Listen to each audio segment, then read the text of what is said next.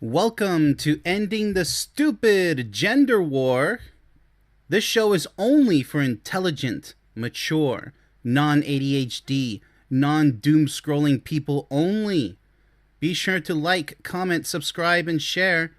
And let us go ahead and begin as always, shall we? Alright, what do we have for today's show? Really eager to know. Alright. Let's go ahead and jump right into it. Lots of content as always. All right, so the women, what kind of 3 points do they have for the battle for today?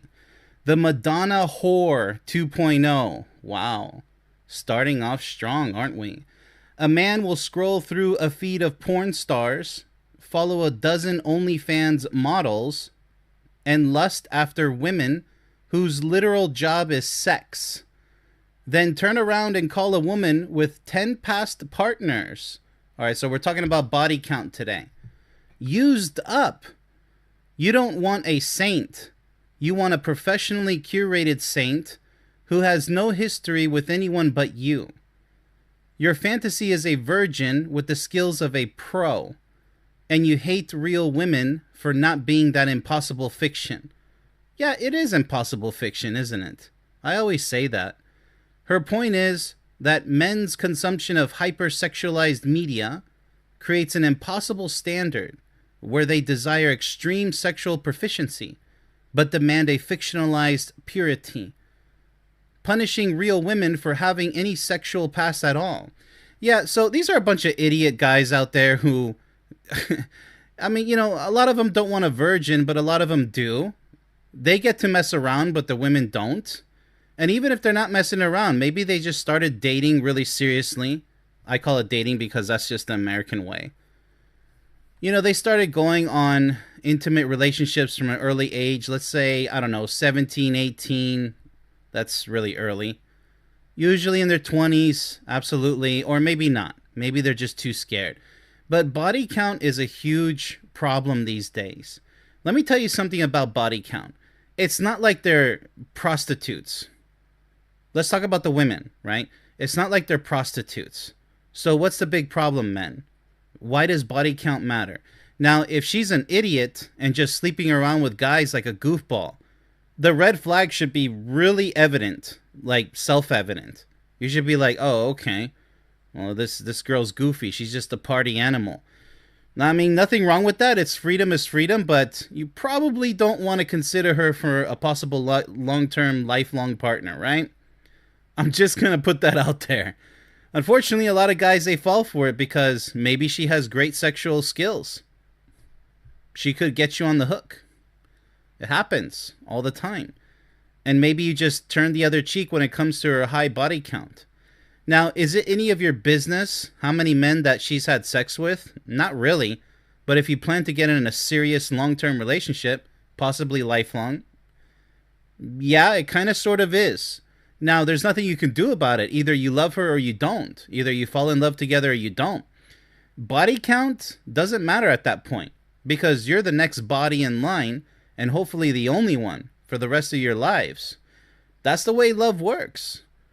I mean, if I was with somebody with a high body count, let's say 20 men, 50 men, yeah, I'd be concerned. I don't think I would be with somebody like that. But let's say she just stole my heart away. All right, I guess I don't care anymore. If she checks all the blocks, yeah, it would bother me though. It would bother me because that's a lot of penis. Let's just put it that way. I'm not being rude. It is the truth. I understand men 100% when they shy away from that. But I also cringe when men say, we'll get to the men, but I'm just going to give you a preview. I also cringe when men say that, oh, I've been with 100 chicks. I've been with 1,000, like Mick Jagger style.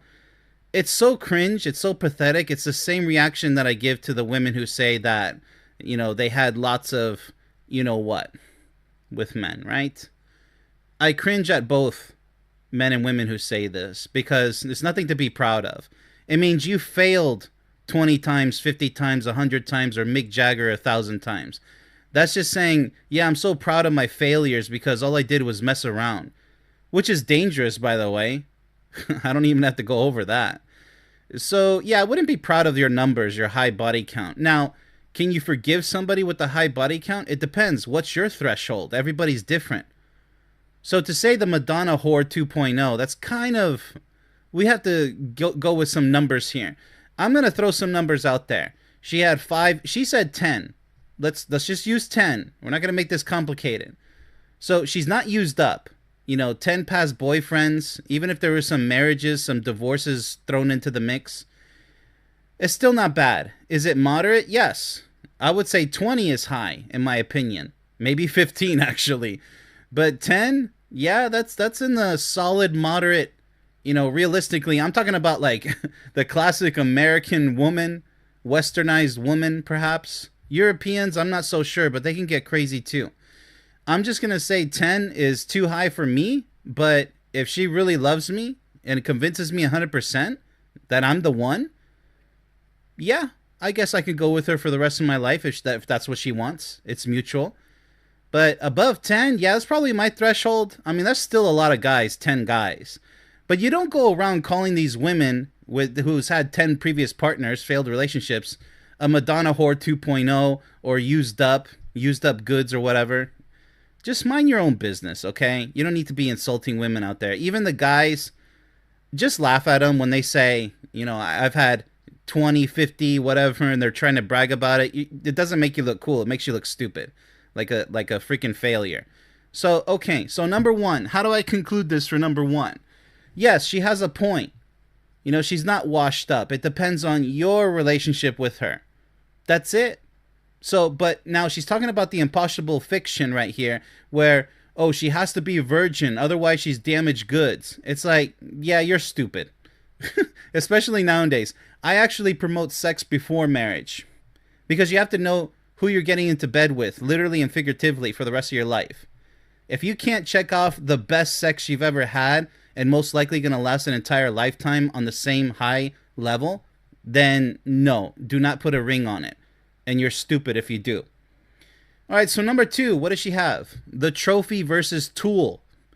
You see your own high body count as a trophy proof. That's what I was talking about. As a trophy. Proof of your game and value, which it's not. It just means you failed so many times. Like, I had so many chicks, man. Yo, bro. Oh, my goodness. Yo, I slept with hundreds of chicks. Yeah, that you're a loser. Why didn't you just pick one? Because the power of one... right? Who has the power of 101. That's the chick you want, hotshot, genius. You see ours as a list of damages, like we are cars with too many previous owners. Yeah, she emphasized that in number one. Our same experiences that you brag about are the ones you use to devalue us. That's very valid. It's very pathetic, too, when men do this. It's not about the number. It's about the power to define it. Your number is an asset. Ours is a liability.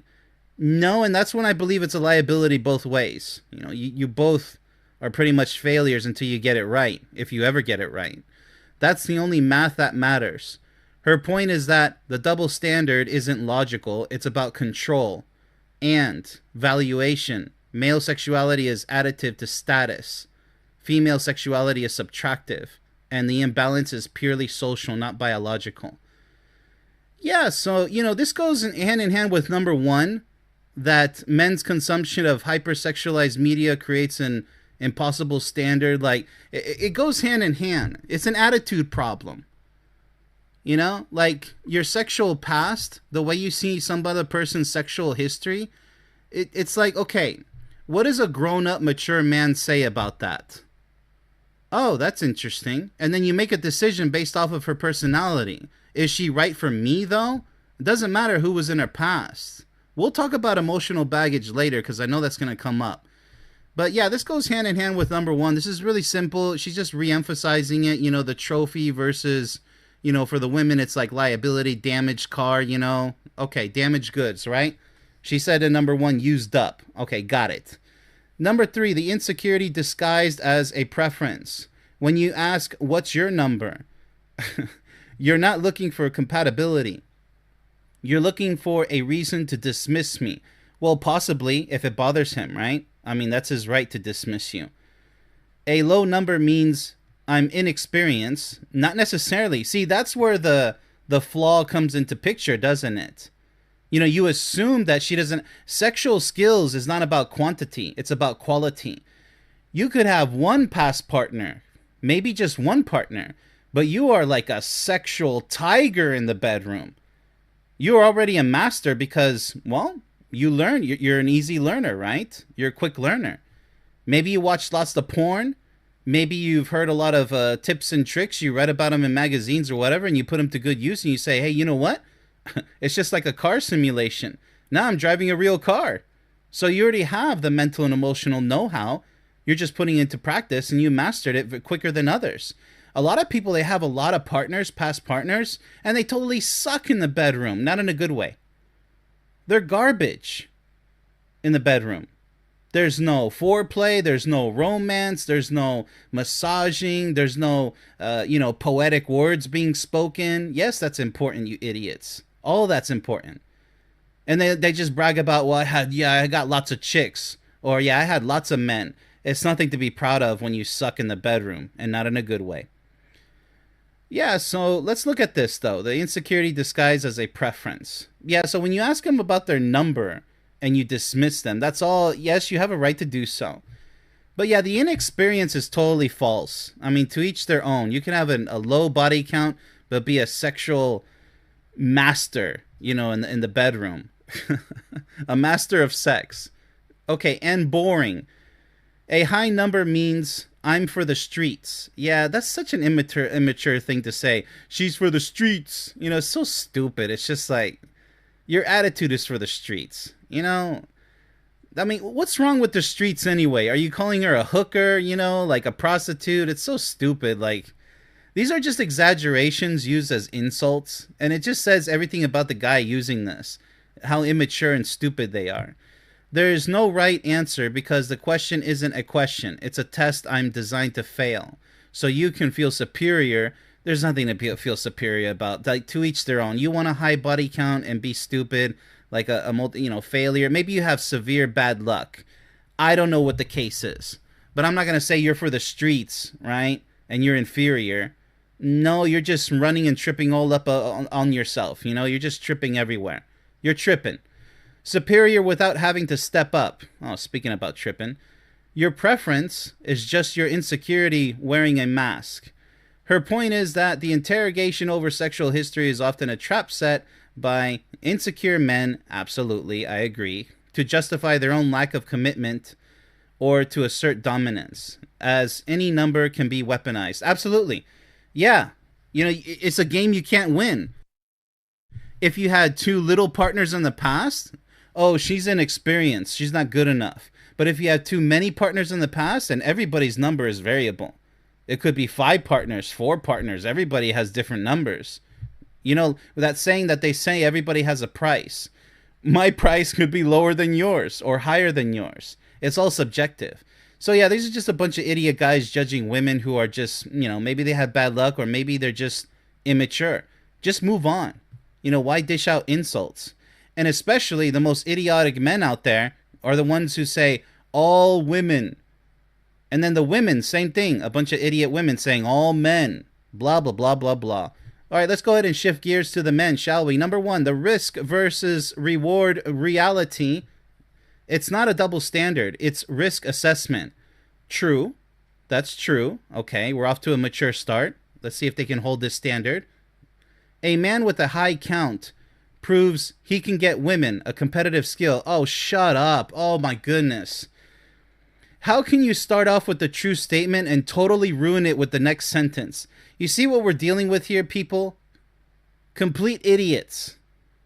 A competitive skill? So then why are you complaining about the women with the high body count? It's literally, the same thing. And that's why we started out the show with the Madonna whore. What does that make you, buddy? That's not a competitive skill.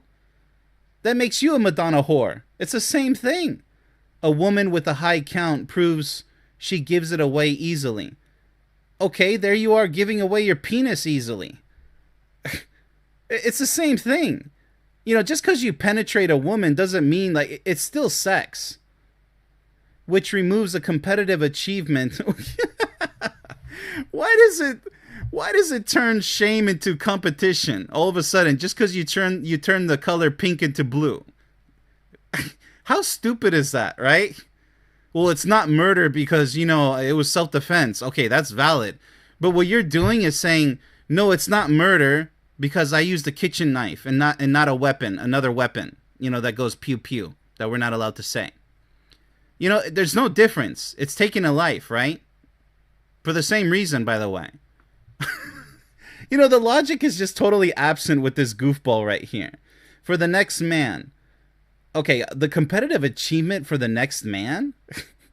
What is this? Like, grab a ticket and get in line and see who has the highest body count? It's really sick. It really is. For men, sex is a conquest. Okay, but for one woman, right? It's not a numbers game. It's quality, not quantity. Genius. For women, it's a gift. The market crashes when the gift is given to everyone. What are you talking about? What market are you? Oh my goodness, man. Call it unfair, but don't call it irrational. Unbelievable, man. The stuff I have to read, I swear. It's the oldest economics there is. Now we're talking about economics? The market and economics? This guy must work at the stock exchange or something. His point is that from a purely cold Darwinian perspective, male and female sexual histories signal different things. No, they don't. Male success and female accessibility. Okay, so the women who got in your pants, that's called accessing your private parts, your genitalia. That's the same thing. You had access to hers, she had access to yours. Or you don't see it like that. Which have historically carried different social and relational risks. What are you talking about? So you get to criticize women, precisely what the women were complaining about. The 3 points that I read. I'm on the side of the women right now. 100%. Let's see if these last two idiots can convince me that the guys have some type of rationale, right? Some type of logical point, because so far they're losing really bad with this first point. Number 2, the emotional baggage claim. You call it experience. We call it baggage. Why? Then you have baggage too. Captain Obvious. You went through the same thing and you boast about it, claiming it's an achievement. It's baggage also. It's experience. That means you experience multiple women like she experienced multiple men. If you want to call it baggage, go ahead. A high body count for a woman after comes with a cynicism, a comparison of every move to an ex, and a transactional view of men that you learn from those experiences. And look at the sarcasm. It's so pathetic. You didn't just have sex. Okay, what did they do? You built a resume of disappointments and expectations. So did you, because you didn't end up with one woman after all the women you slept with. So you're a disappointment. And you had failed expectations because you didn't marry any of them. And now I'm the new manager walking. You're a manager? Walking into a toxic workplace created by my predecessors. This is so sad. That's not insecurity. Oh, but it is. That's due diligence. Wow, what an idiot. His point is that men often fear a high number, not because of purity, but because of the assumed emotional residue. Jadedness, unfair comparison, and hardened expectations that comes with extensive prior intimacy. What is this, Call of Duty? You're on hardened mode? What are you talking about? This is so stupid. Strike 2 for the men. Strike freaking 2. These words are just being used just to be used because you're a guy. And the women... You disrespect women just because they're women, because they have a vagina. That's all I get from number 1 and 2. You're just trying to use these words to substitute what was been literally described by the women here, which is valid, 100% legit and valid. It's all righteous. Where the guys, the problem lies with the guys when it comes to the topic of body count. You guys are so full of stupid with those empty skulls. It's unbelievable. And this is the mess that people have to put up with, especially the women these days. The good women, not the toxic ones. This is what they have to put up with. And you wonder why so many women are so bitter these days. Because they got garbage, trash guys out there like this to put up with. Not all men, but there's a ton of these losers out there. With nothing but nasty stuff to say, they're afraid of real commitment because they don't know how to choose the right partner. Just stupid. Just call them all stupid. That's just there's no other word for it. All right, so number 3. Let's see if they just strike out. I think they're going to strike out. The pair bonding concern. We're told it's just sex, but the science, wow, let's bring out science, ladies and gentlemen, because why not? Science says women release oxytocin. Oh my goodness, stop it. Just stop it. Oh my goodness, dude. This is not it, Chief. The bonding chemical during intimacy. Yeah, everybody should know what oxytocin is, okay? More partners means more fractured pair bonds. So your past failed relationships with all those chicks, those aren't fractured pair bonds magically because you're a guy? I'm not going to repeat that. More emotional ghosts. A guy can separate sex from emotion more easily. Oh, shut the hell up. That is not even possible. So what? You're with a bunch of prostitutes? Because that's all you're talking about is sex without emotion. That means you're just using women as much as they're using you, hotshot. That's right. The women that you've slept with, they're using you. You think you're so cool by sleeping with lots of chicks. Those chicks took advantage of you, you idiot. You don't see that? Because you're no longer with them. It was 50-50. I mean, this is just toxic masculinity right here, which 100% exists. This is what it looks like. And this is just the tip of the spear. Take a look at the entire spear for more, the tip of the iceberg. It goes way more stupid than this. But this is at the helm for sure of just complete stupidity. And I don't call these guys men. I just call them males. But for the sake of simplicity, let's continue talking about these idiotic men. All right, so wow, this is really stupid, I swear. So a high number on her side can signal a reduced capacity for deep attachment, whether she admits it or not. You have a lot to admit to. We're not judging you. You're fun. We're subconsciously gauging your ability to attach to us long term.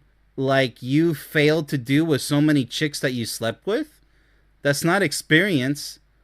That's not competitive skill. You literally failed with all those women that you slept with. It's nothing to be proud of. That means that you're failing perpetually. You suck at finding the right one for you. You totally suck. The higher your body count, buddy, the more that it says about you, that you don't even know what you're looking for. You cannot hold one single successful relationship because you're a failure. That's what it says. There's nothing achieved but failure. And here you are bragging about your failure. You don't even know what attachment is. His point is that, yeah, I don't even think he has a point.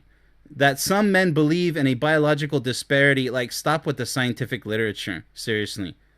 This is just scientific jargon going nowhere. And I do understand all of it. This isn't it. Where frequent casual sex has a different, more damaging psychological impact on women's ability to bond, making her a riskier long-term bet. Oh my goodness, just shut your mouth. Put a sock in it. The stinkiest sock you can find. Shove it down your throat. This is pathetic. All right, so clear victory for the women here. Judgment for the women. Oh my goodness. What a mess, ladies and gentlemen. You know, the garbage I have to go through, but this is way too common to go through. I've seen it all. I've literally seen it all. But sometimes I'm surprised, but no, 99.999% I've seen it all. You got to surprise me with the 0.0001 someday. Because this stuff, I've seen it for years, since the men going their own retarded way movement. I've seen it, the red pill losers. You know, to this day, they're still alone. They wasted 10, 20 years of their precious lives. It's not even precious, by the way. Their pathetic lives. You know, just hating women and trying to put them down. Meanwhile, they're the losers because they don't have anybody to love with all their heart and soul. They think that their bank account and their wallets and their career reputation is more important than love. Newsflash. At the end of the day, at the end of your life, none of that matters. You can buy anything you want. You can travel the world 5 times over, 10 times over. But if all you do is mess around with women, aka chicks, you're a loser. It's going to get old. And when you have sex with these chicks, it's just going to feel body on body. Just like that. No emotion. That emotion you were talking about, you're going to be staring at the window. You're going to be like, man, it doesn't matter how hot these chicks are. These chicks are so in shape. They're so hot. Look at these curves. But since you hate women so much, all you do is use and abuse them. And if you don't abuse them, you just use them. Until you run into that titanium wall, 10, 20, 30 years down the road, and you're going to look back and mark my words right now. You're going to say, man, I really messed up. I don't know what real love is. Yeah, you think? Because you chose to be stupid. So go ahead. Good luck with that. Go live alone in your man cave. Be a loser because you don't have anybody to love with all your heart and soul. And convince yourself every single day. I know you're going to cry yourself to sleep many nights. Go ahead and convince yourself that you're happy. You know you're not. Total loser, I swear.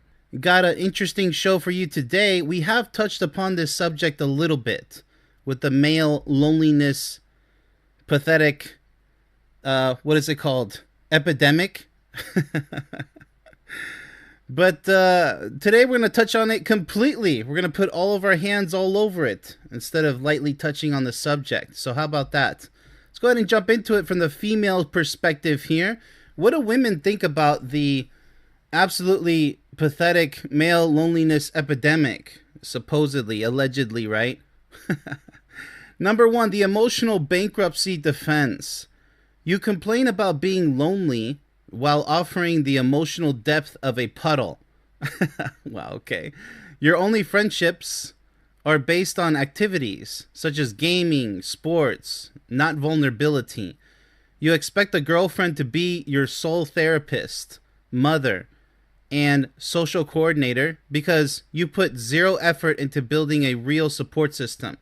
Yeah, she's saying a lot of truth here.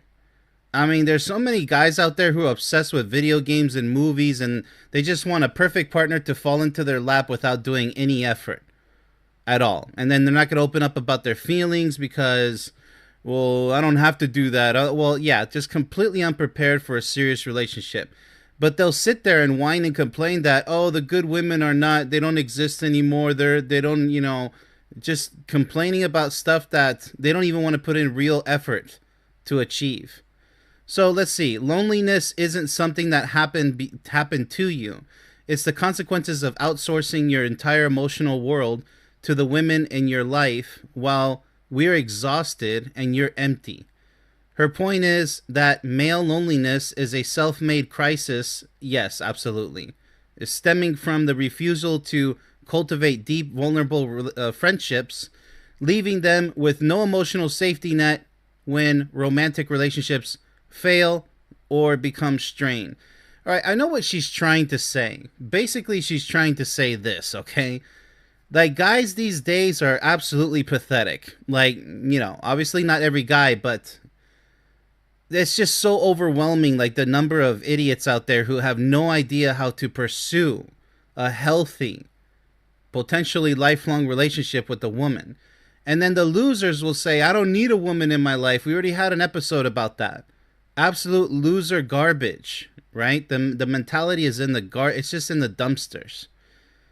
So those guys don't deserve to be called real men, and those are the ones complaining every single day, 24/7, or at least once in a while they complain, but they just cry a river about it. Again, they don't put in any effort. All they do is the easy way, which is just complain and moan and groan. That's all these idiots do.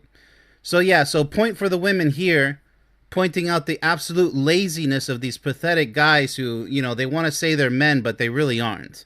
They haven't grown up at all. They're still little kids who will go, run into their man cave, aka, close themselves in their room and bury their head in the pillow and say, leave me alone. I don't need a woman in my life. Just absolute pathetic losers.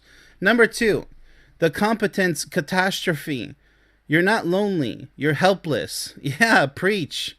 That's what I'm saying. You've been taught that basic life competence, cooking a meal, making a doctor's appointment, planning a social gathering is women's work. So when you're alone, you're not just lonely, you're functionally incapacitated. Your loneliness is laced with panic because you never learned to be a whole independent adult. Yeah, they'll be an adult when it comes to working hard towards their career or just, their day job. They'll work their ass off. But when it comes to a relationship, they're just like the laziest bastards with just no morals, no intelligence, whatever it may be. Heck, lots of them are abusive guys.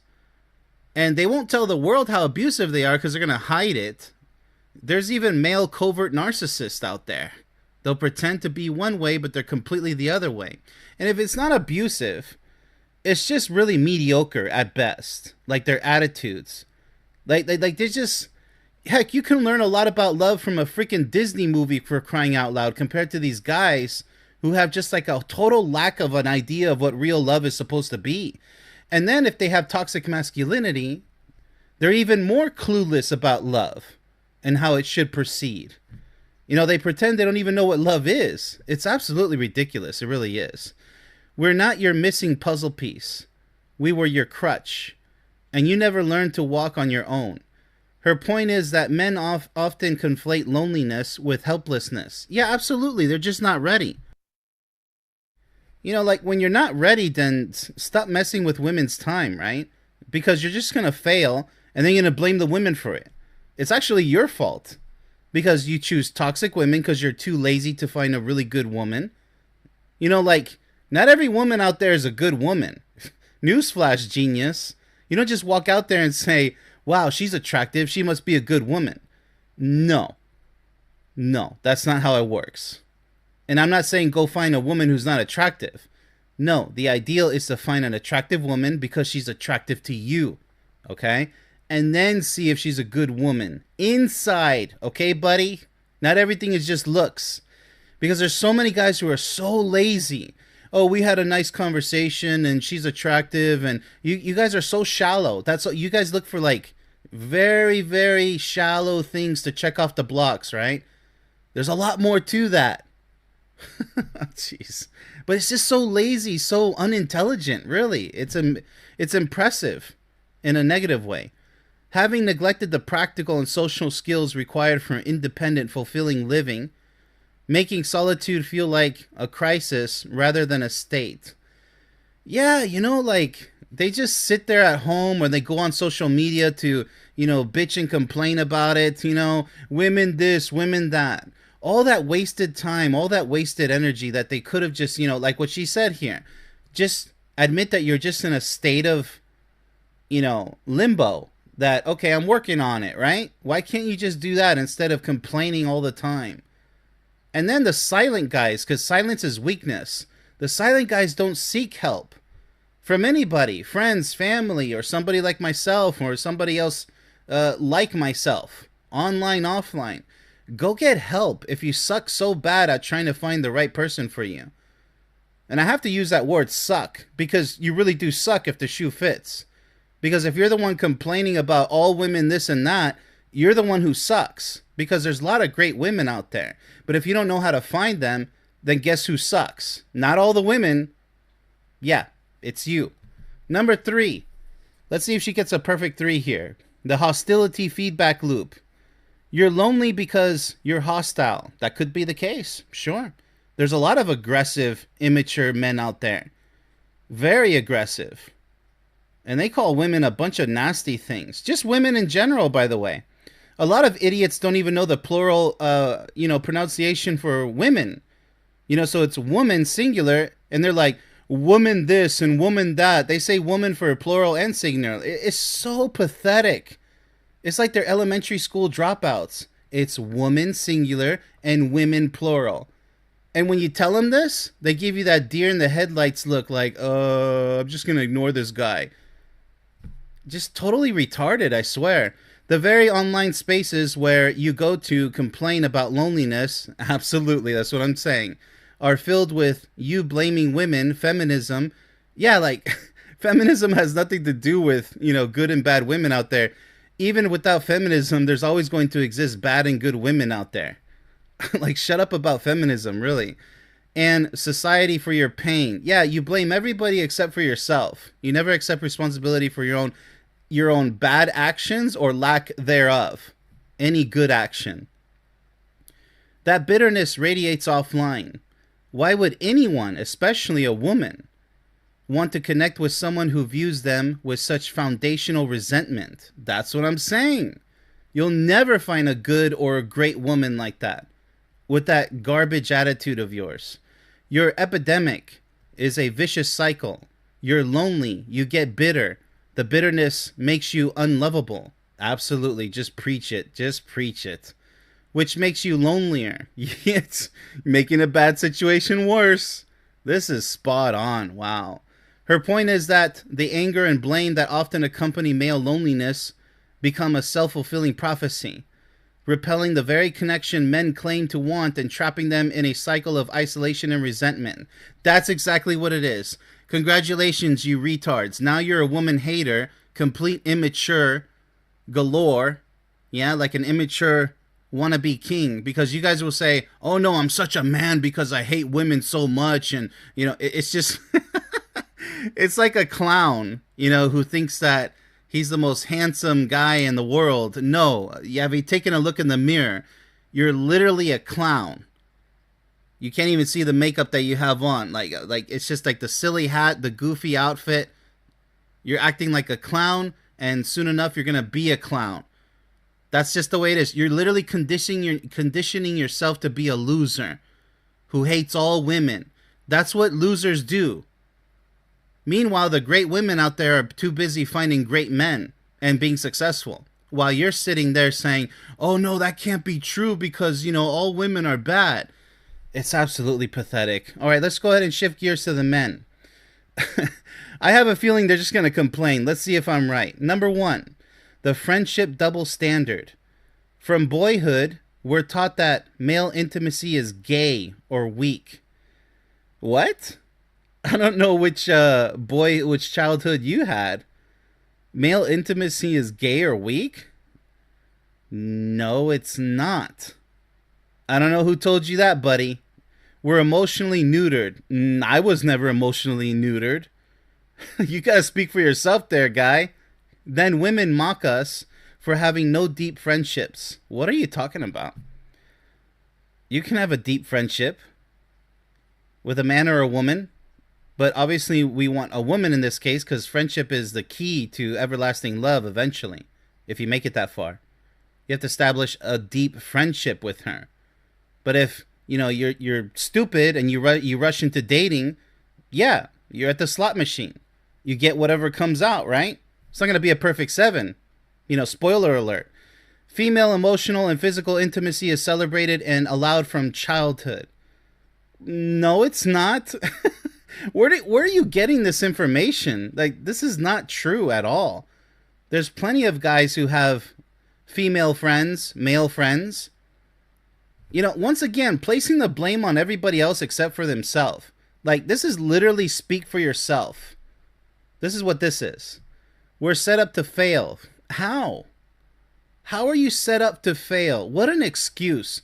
What a lousy, lazy excuse. So when you fail at something, oh man, I was set up to fail. Yeah, that's it. Then blame for the failure. Who's blaming you? This is so just stupid already.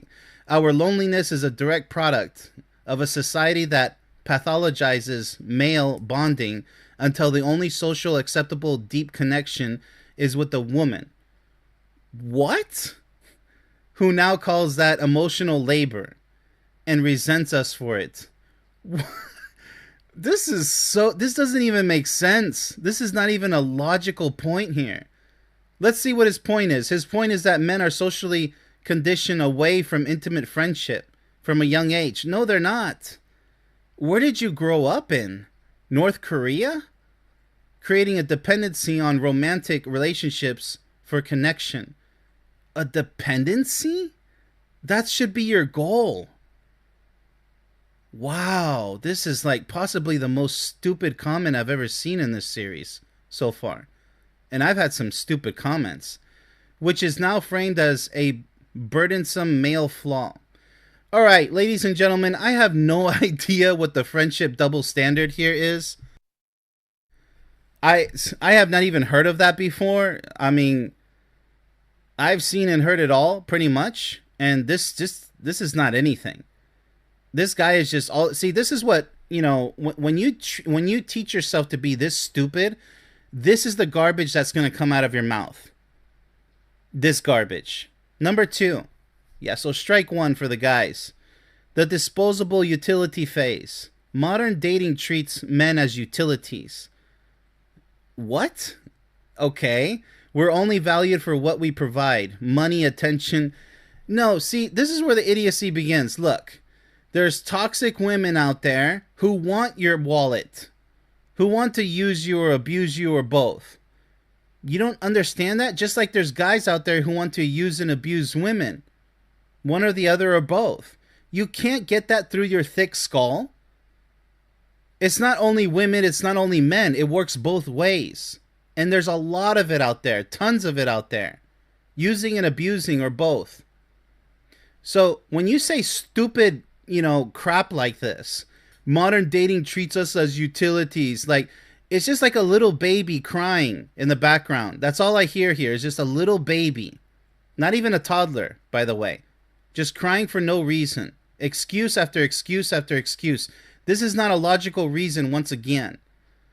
We're only valued for what we provide. What the hell does a woman provide, genius? Oh, nothing because she's a woman. Wrong answer. If she works and she has her own income, she's providing for herself, right? So you have two independent adults, Captain Obvious. And if you guys get together, wow, guess what? You guys both make money, so you guys provide money. Now, if you have a woman who's interested in you and she's not working for whatever crazy reason, that's on you to decide whether to get with her or not. Because if you get with her and all she's interested in is your money, you're the one. You're the jackass who said yes to that woman. It's not the woman's fault because she can't change who she is. She's toxic. Just like a toxic guy. Total ass. He can't change himself. It is what it is. But look who the stupid one was to say yes to that type of relationship. You.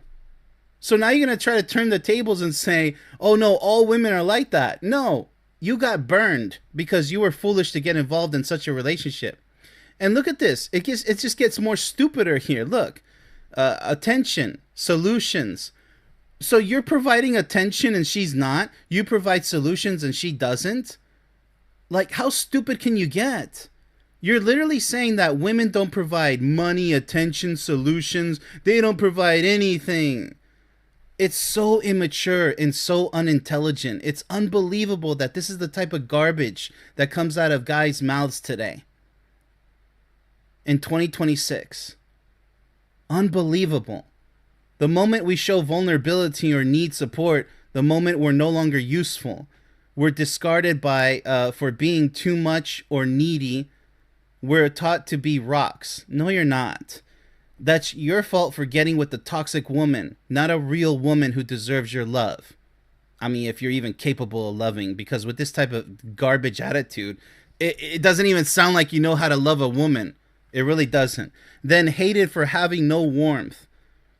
We're used as tools, then thrown away when we express human wear and tear. That's not loneliness. That's exploitation. His point is that the transactional nature of modern relationships, no. Scratch that out.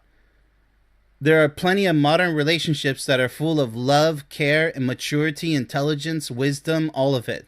All of the great stuff that you could ever want in a lifelong relationship. Your problem is that you don't know how to find that type of partner because you're lazy, you're being stupid, you're just going out with the next person in line. You're not learning from your past mistakes. Winners don't do this. They don't keep making the same mistake over and over and say, oh, I guess all women are like that.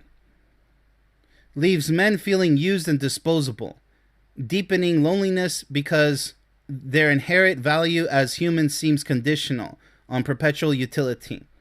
Look, you want to pull out the victim card and be a loser forever? That's on you.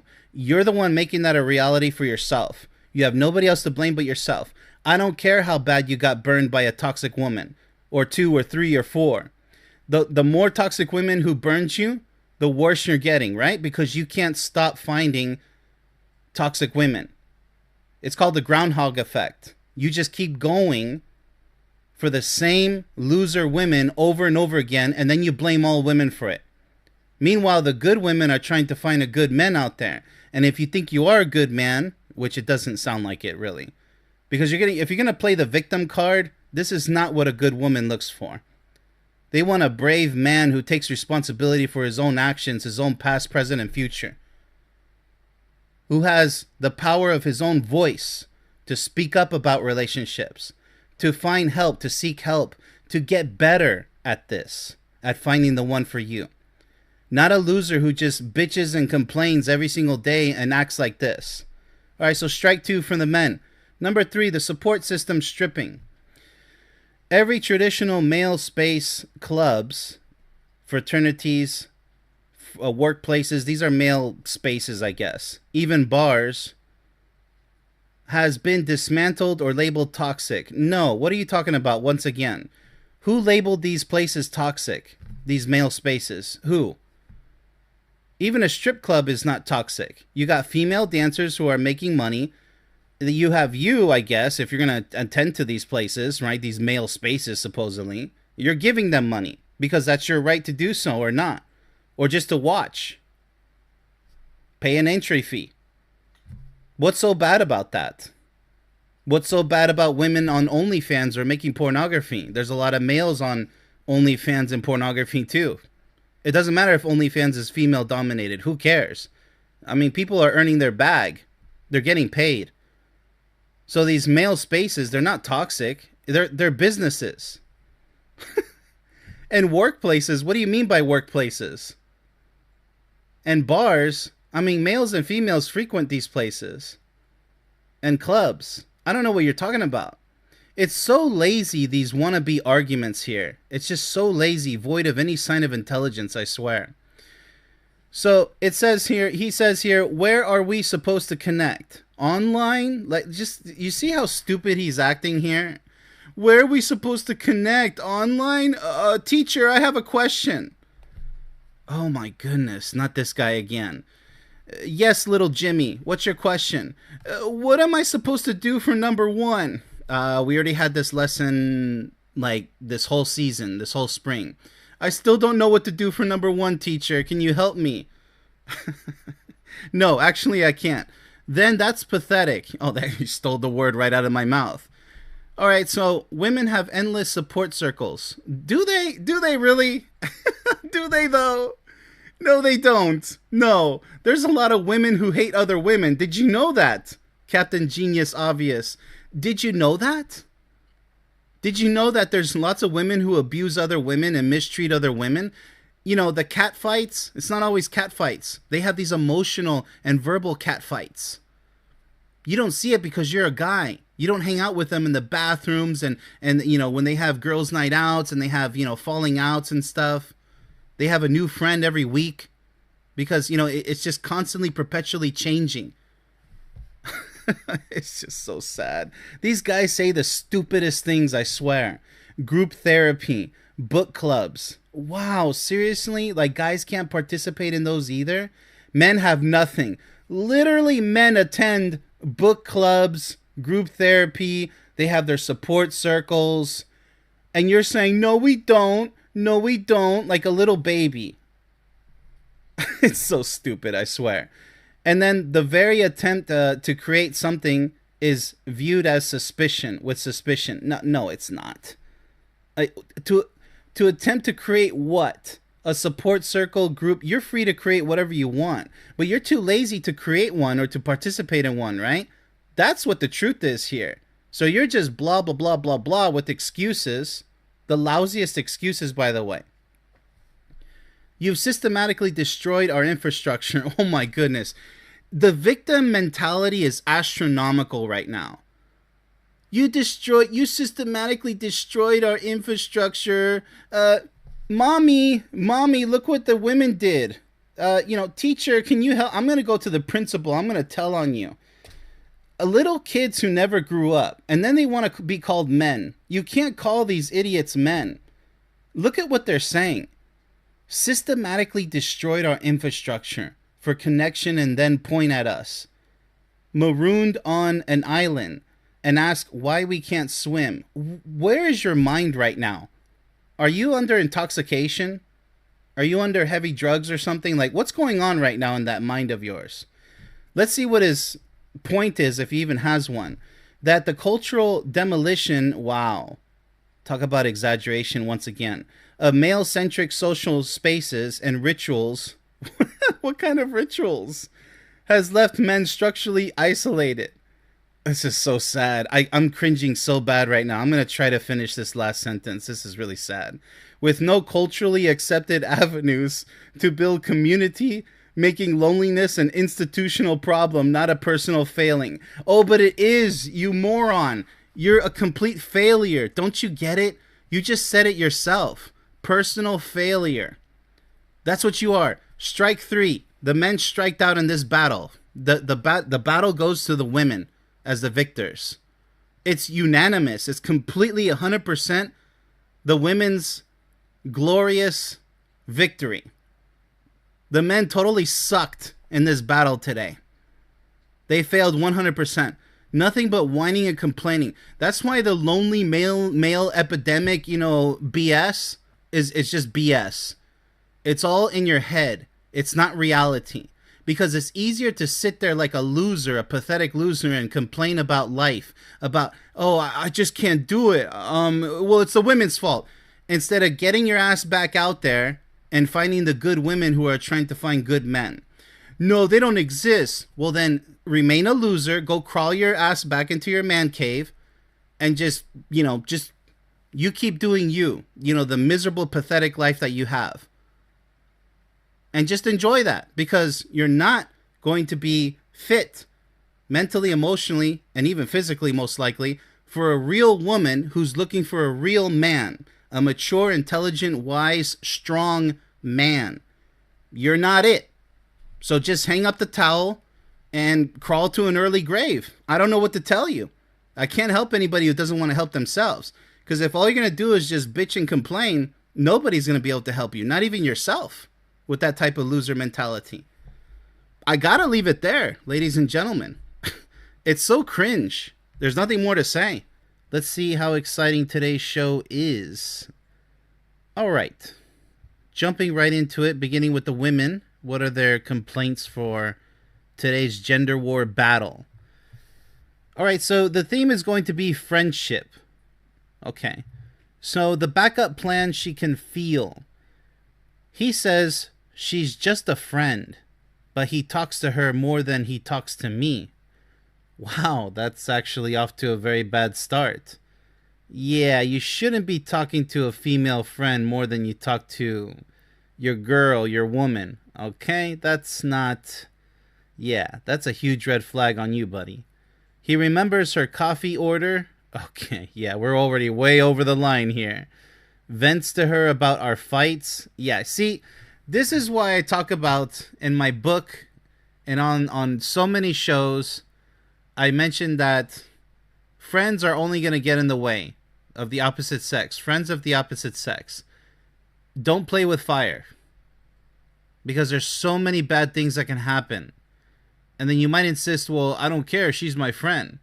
Okay, that means that you don't love your partner as much as you claim you do. Because let me tell you what, your partner needs to be the only woman in your life that you really care about. Your family takes a back seat. Your friends take a back seat. And I really mean the back of the seat. Like a bus. All the way in the back. How about that? They're not going anywhere. But your number one priority is that driver's seat with your girl on your lap. Understand? Capiche? That's how serious you need to be with your relationship. Go ahead. Play with fire. But when the smoke starts coming and it gets out of control like a wildfire, don't say I didn't warn you. It's just stupid stuff like this that guys, they don't get it. They're like, no, I can keep my female friends. All right. Let's see how that's going to end. Maybe not now, maybe not soon, but eventually. But most likely than not, it's going to be an immediate problem. It's just a matter of time. Just so stupid to keep, your friends of the opposite sex hanging around. What do you need them for? It's just, and if they knew any better, your female friends, they would respect that you have a relationship with your wife or your girlfriend, and they would take the back seat for you. Guys, man, there's so many stupid guys out there. They have no idea what they're doing. How to really manage a real relationship the right way. You got to show respect to your woman, man. You can't be like, oh, I can have everything. I can have female friends and I can have my wife or my girlfriend. Yeah, it'll work out. It's just so stupid. And venting to her about our fights. That's just despicable. And texts her good morning. Okay, wow, borderline cheating, are we? This is what they call emotional cheating, right? Why the hell do you need to text your female see, I was going to say girlfriend, because that's pretty much what you're acting like. She is your girlfriend. Your female friend, good morning. Why the hell do you need to do that? I'm not jealous of her. Wow. You kind of sort of should be at this point. I'm furious that he's outsourcing the intimacy of our relationship to another woman while leaving me with the dry husk of his attention. Yeah, this is already just break up or divorce. That's what you need to do with this douchebag. She's not a friend. She's the understudy learning my lines. Yeah, this is sick. And he's a director keeping her on standby. Her point is that these friendships often cross emotional boundaries. Yes, they do. They always do. And it always works both ways, by the way. But we'll get to the women also. That should be reversed for the partnership. Making the girlfriend feel like a logistical spouse, while the friend gets the emotional connection. Yeah, this is an absolute huge red flag, bigger than the Chinese flag itself. Look, no. How about no? Number one is just straight up no. If you're with a douche guy like this, just end it. Just that he does not love you. He doesn't respect you. If he insists on having female friends that he's this close with, or even a fraction of close to them, drop him like a bad habit. All right, so number two, the selective history omission. The friend he's known since college, yeah, they hook up twice sophomore year and decided it wasn't right. The friend from work, they go for drinks alone every Thursday. All right, another red alarm. Drop him like a bad habit. He conveniently forgets these details until I find out and look like the crazy one for questioning it. His friendship is built on a foundation of selective amnesia and emotional affairs he's too cowardly to call what they really are. Her point is that men often downplay or hide the romantic or sexual history with a friend, creating a trust bomb that explodes later and reframes her reasonable suspicion as irrational jealousy. Yeah, so, you don't have to tell your partner your entire past if you don't want to. But, if you trust your partner, yeah, I mean, it's all a matter of how well you guys get along with each other. Trust. It's the most important part of any relationship. Eventually, you're going to have to tell her your past. You don't have to, but if you have something called a conscience, then you're going to eventually want to. Now, if it's something that can spark way too much controversy and you don't think that she's ready or she'll ever be ready, well, you're going to kind of start questioning who you're with. Because for me, it's 100% trust. I tell her everything. My entire past and everything. And she does the same. It's not a requirement, but it really is a sign of love when you tell your partner everything. You don't just tell your partner everything right off the bat. Because if the relationship's going south, or it's going mediocre at best, then no, you should keep that stuff to yourself, because obviously it's probably not going to succeed lifelong. But yeah, no secrets, because your past can be held as a secret, believe it or not. I know people don't like to hear this because they're like, well, I'm not obligated to tell my past. I don't have to. You can't interrogate my past. You're right. But you have to think about it. Well, then, if you can't tell your partner about your past, what does that say about who you're with? You can't trust her with such information. And then you're going to argue, No, it's just that I don't have to tell her. Why so aggressive about it? Well, because it could probably already just, it could make things worse. Why are you nervous about your current relationship? See, because that's a good test of faith in each other, of trust. If you tell your entire past to your partner and she's okay with it, then it's good to go. That's a green light. You need to know this. Because if she reacts in a very bad way, well, it's better you know now than later. Better now than later, I'll tell you that. If she has a problem with your past, any aspect of your past, that would have popped up in the future anyway. And even if it didn't, this is a good test to see how much she loves you. You don't have anything to lose. Just tell her. You know what I'm saying? But I mean, a lot of guys, they're afraid to communicate these things because they're like, well, I don't have to. Well, then I question who you're with. How trustworthy are they if you can't tell them about everything about your past relationships? And if you say you don't have to, why are you hiding it? So yeah, you can do whatever you want, but there are consequences to actions or lack thereof. I'm just going to tell you that. All right, so let's continue here. They go out for drinks alone. That's a huge red flag. All right, so he conveniently forgets these details until I find out and look like the crazy one for questioning. Yeah, so, I mean, if she's prying too hard and she's the one trying to dig into your past without your consent, like, no, just leave it. I don't want to talk about it. Then she's obviously the problem. It has to come from you, not from her. If you don't want to talk about your past, when she asks you, then just don't talk about it. You have all the right. But eventually, it should come from you. And her past as well. It works both ways. All right, so his friendship is built on a foundation of selective amnesia and emotional affairs he's too cowardly to call what they are. Yeah, so, I mean, I do agree with this, but, with that special caveat, right? So that trust bomb she's describing here, explodes later. That's exactly what I'm talking about. Your sexual history, all that should be in confidence with your partner. Yeah, that suspicion of irrational jealousy. Look, I understand it completely. She has a point, but once again, you're going to have to be the one to disclose it on your own terms. And as specific as whatever you feel is possible. And it is a little bit tricky because she has to do the same. Now, here's the game. It unfortunately turns into a game. It's not supposed to be.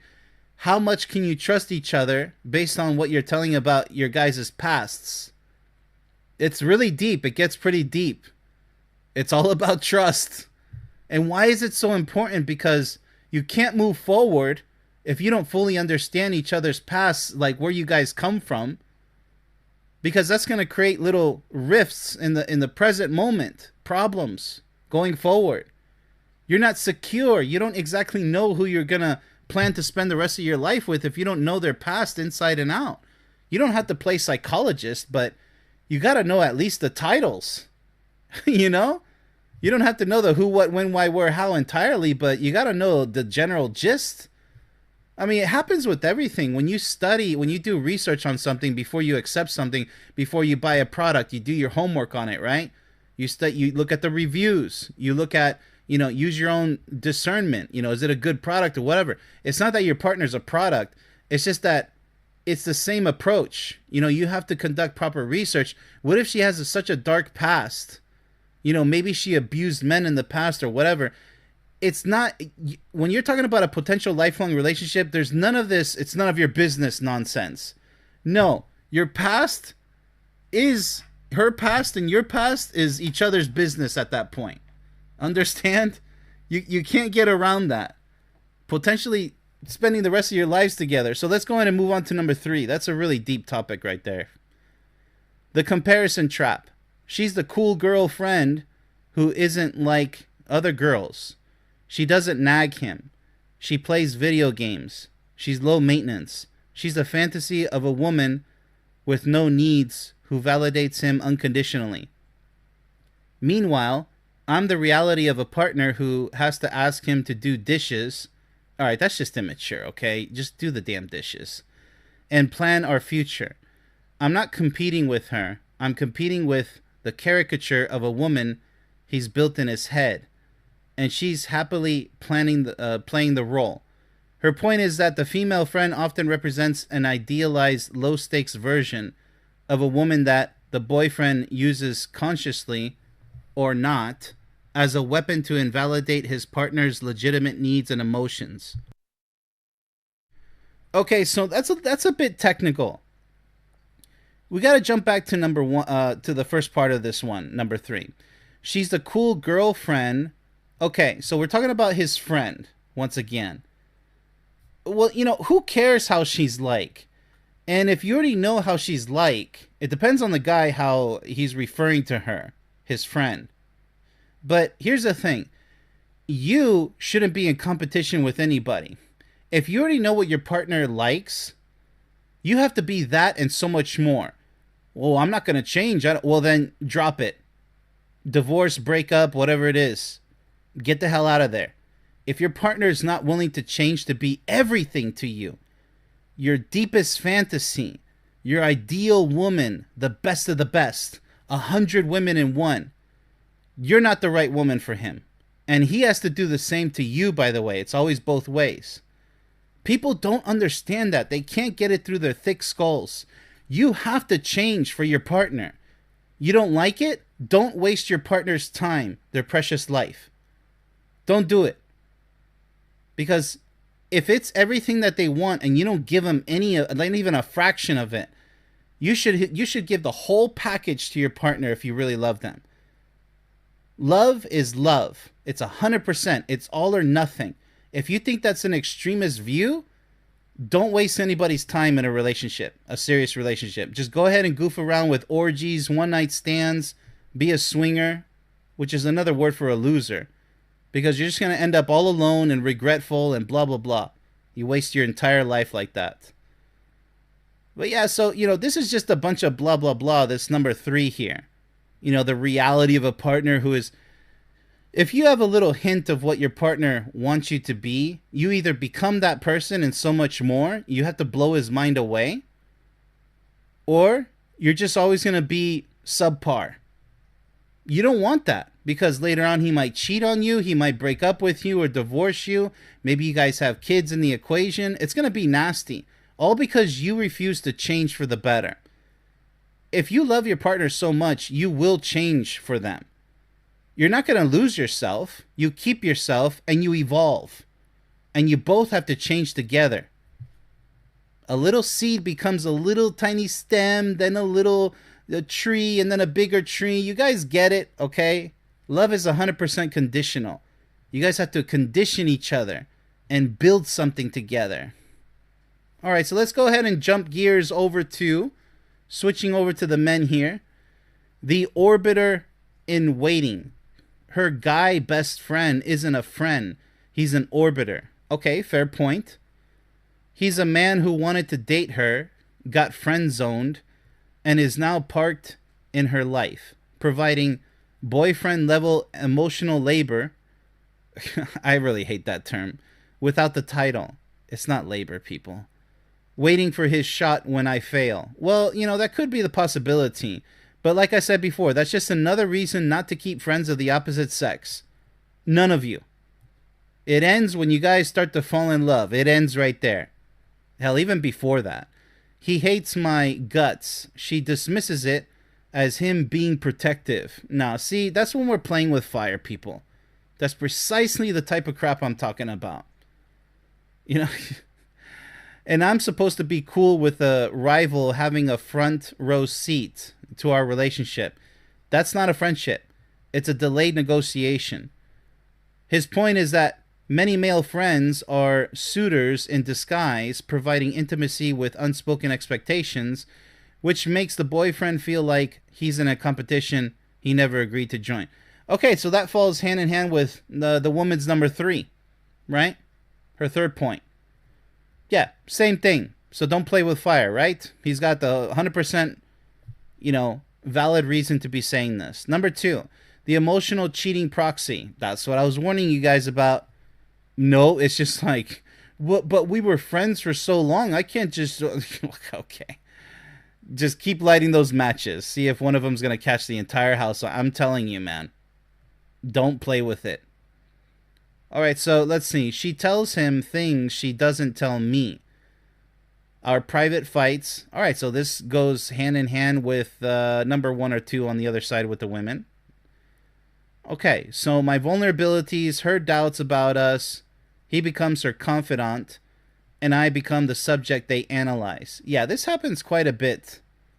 And it doesn't have to be friends of the opposite sex, by the way.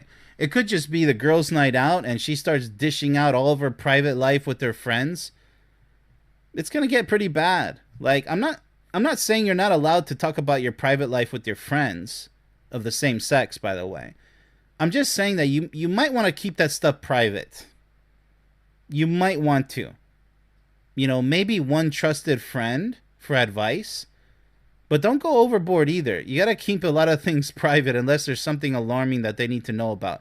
Learn how to settle your own battles and your own troubles and challenges. That's paramount. It's good advice. It really is. All right, so she's building intimacy with him over the breakdown of intimacy with me. By the time she says we need to talk, she's already processed it all with him, and I'm just there to be delivered the verdict. He's not a friend. He's her co-counsel in the case against our relationship. Well, I don't know. Are you failing with your relationship? I mean, it's kind of weak sauce. If you're winning with your relationship, then you don't have to worry about that. But again, she shouldn't be having male friends. Got it? His point is that the male friend often serves as an emotional surrogate, receiving the vulnerability and processing that should occur within the partnership, effectively hollowing out the relationship from the inside. Once again, how effective and, you know, how much quality is your relationship? How good is it? Because that's your bread and butter, okay? That's everything. If it's good to go, then you don't have to worry about this. Now, can you force her not to have male friends? No, just like she can't force you not to have female friends. But it's a huge red flag on either of your sides if you're giving way too much attention to these friends of the opposite sex.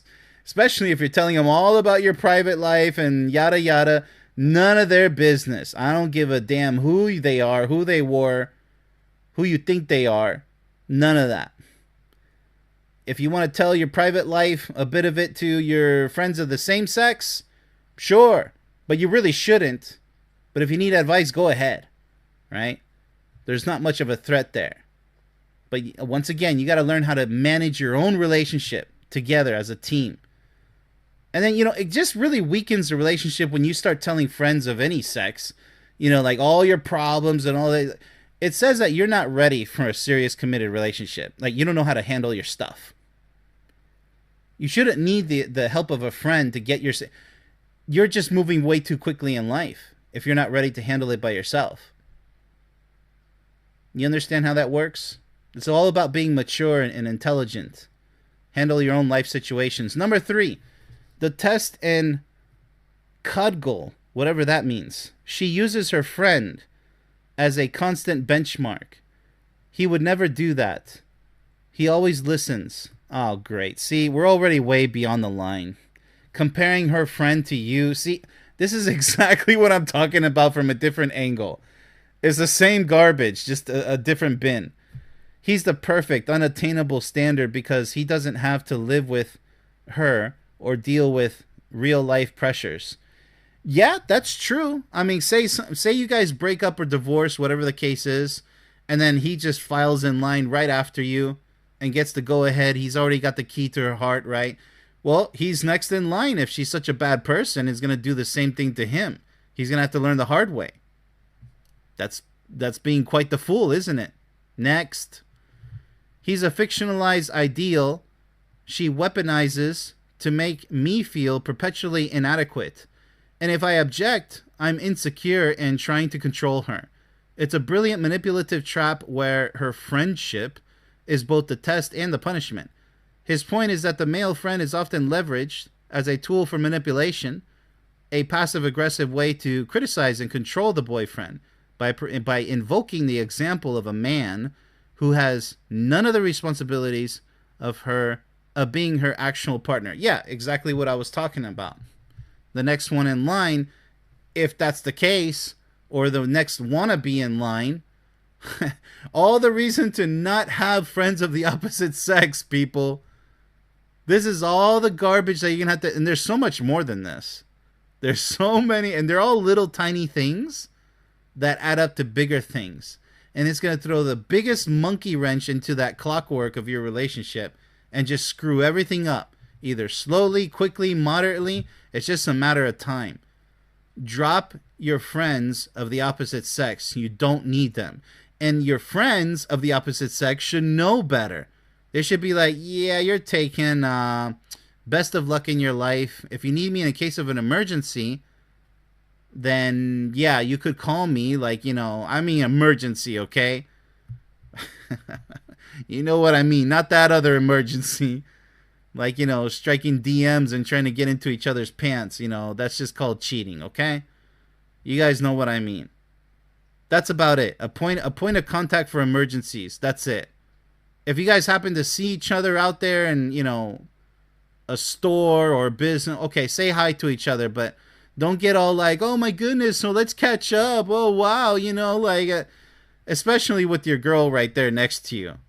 Like, why? Like, oh, how the kids and, how's it just means that you're bored. In other words, I know you think that you're being nice and everything, but your plate should always be full when it comes to love. And many people see that as an obsession, but that's precisely what's required in order to succeed with a lifelong relationship. You need to be obsessed with your partner in a good way, a healthy way. You need to be their everything so that they don't even need friends. You want to argue about that? Go ahead. I'm all ears. But I'm just telling you, every other alternative to that is going to lead to potential failure, most likely. Or just wasting time. Your friend should have somebody that they're 100% in love with. They have their plate full too. See how this works? It doesn't mean you can't say hi to each other or whatever, greeting each other. Like I said, you can, but you don't really need. Just keep friends of the same sex. Make it easy. You're going to avoid a lot of potential future pitfalls and misunderstandings, especially. Negative thoughts, doubts, you name it. People who think they can handle it are exactly the people who are not going to be able to handle it. Having friends of the opposite sex. And if you come and say, oh, I already do. I have lots of girls who are friends, and I'm happily married with my wife, and that, well, then you're probably not doing as good of a job as you think you are. Why do you need so many friends of the opposite sex? It's so stupid. It really is. Why are you so proud of it? It just, it's really sus. It's very suspect. What kind of complaints do we have today in the gender war between men and women? Let's find out. Are they going to be stupid points or valid points?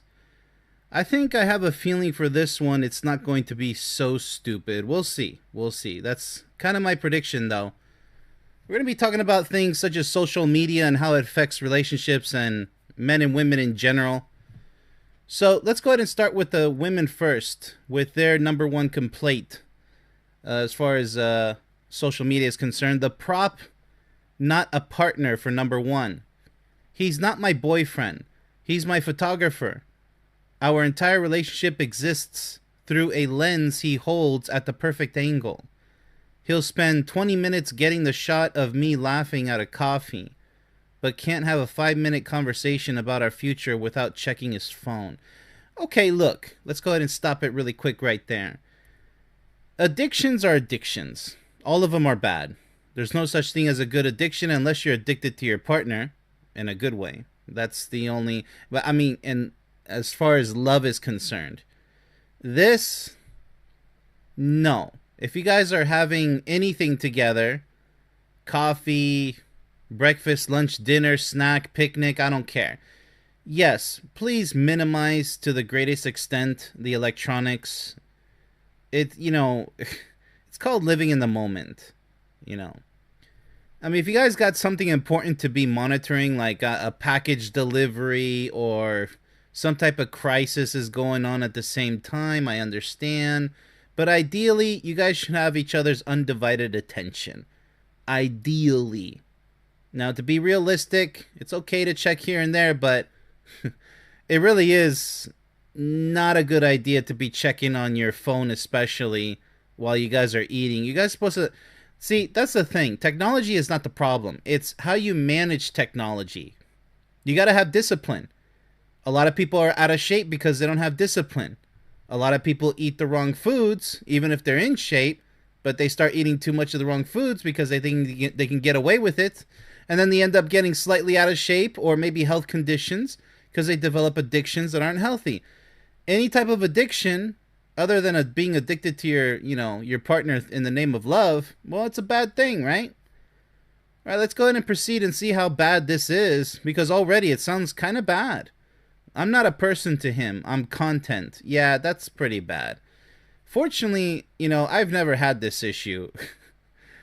With my relationship, social media, no. We talk about it sometimes, but not this. This is ridiculous. Wow. I'm just so grateful I never had such an issue. A living, breathing prop in the sitcom he's directing called My Perfect Life. And my only lines are to look happy and tag the location. Her point is that the pursuit of the perfect social media image reduces her to an aesthetic object, erasing genuine connection and replacing intimacy with curation. Okay, so this is obviously bad. Everybody knows it. I don't even have to go into great detail with number one. Let's go ahead and go to number two, shall we? Because I already said what I had to say about number one and the quality time, living in the moment, yada yada. The credit thief. He'll post the one banquet or the bouquet. He'll post the one bouquet he bought me in a year with the caption about being so lucky. Okay? Harvesting hundreds of likes for being a great guy. While I'm in the background quietly funding half the trips, planning all the dates, and managing his emotional meltdowns. Wow, this is a lot going on here. Kind of difficult to read here. Let's go ahead and give that one more shot. Harvesting hundreds of likes for being a great guy? Okay, so social media again. While I'm in the background quietly funding half the trips?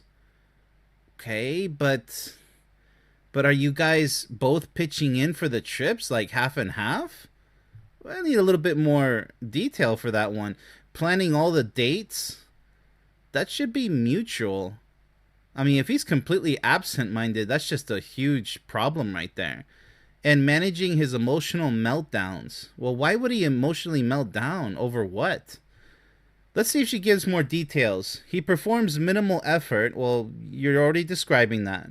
For maximum public reward, and I'm stuck doing the invisible labor that actually sustains us.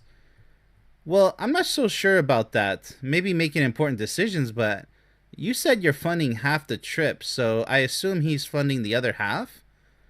So the labor that actually sustains us, that's the only sustained one that I can see here. Getting no credit. He's not romantic. He's a PR manager, public relations, for a failing brand. Her point is that Instagram boyfriends use grand, rare gestures to craft a public persona of devotion, masking their actual lack of consistent private partnership and appropriating credit for the relationship's success. Okay, look, I get it. The guy he's not mentally sane.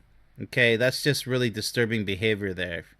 The emotional meltdowns, what is that about? But, focusing, this is actually a huge problem. So this is probably the first biggest problem of the show right here in this episode. Because, yes, if you play a fake persona online and offline, you're somebody completely different. Maybe even a complete hypocrite.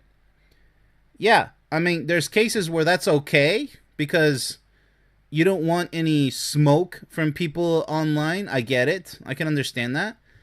But, people like myself, for example, no, I'll speak online like the way I speak offline.